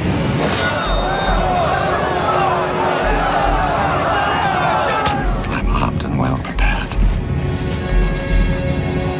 If a Christian wrong a Jew, what should his sufferings be? Shall we not revenge? Okay, so that's the version of Venice, which oh, it's very close, guys. It's 51% to 49, only 35 votes. So I guess people really don't give that much of a shit. There's 205 people watching on YouTube, 35 votes. It's literally 51%. All right, I'll tell you what. If somebody wants to send $100 power chat, you can pick the movie. I'll let you pick. Otherwise, maybe I'm just gonna end the stream at 3 hours. I don't know. If somebody wants to send $100 power chat, I'll watch the movie with you guys, and I'll let you pick the movie too. Since the vote is so close, Merchant of Venice is pulling a little bit further ahead now, by the looks of it. Wandering Neanderthal sent $100. Okay, It's my $100 nice. and I vote Merchant of Venice. Nice. Thank you, Wandering Neanderthal, for the big dono.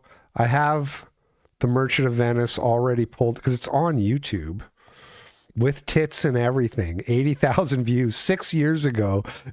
YouTube is so funny, man. People will upload a full ass Hollywood movie. And it'll stay there for years with nudity, get tens of thousands of views, but say jigaboo one time, instantly taken down while your stream is live. Am I right? Okay, I'm going to end the stream on YouTube. I'm also going to end it on Twitch. Sorry, Woodpit. But they're very good at catching nudity on Twitch and Facebook as well. If anybody's watching on Facebook, I'm going to end the stream on all those places and then we'll start the movie. So logging off Twitch, logging off Facebook, and logging off YouTube. Catch you on the flip side.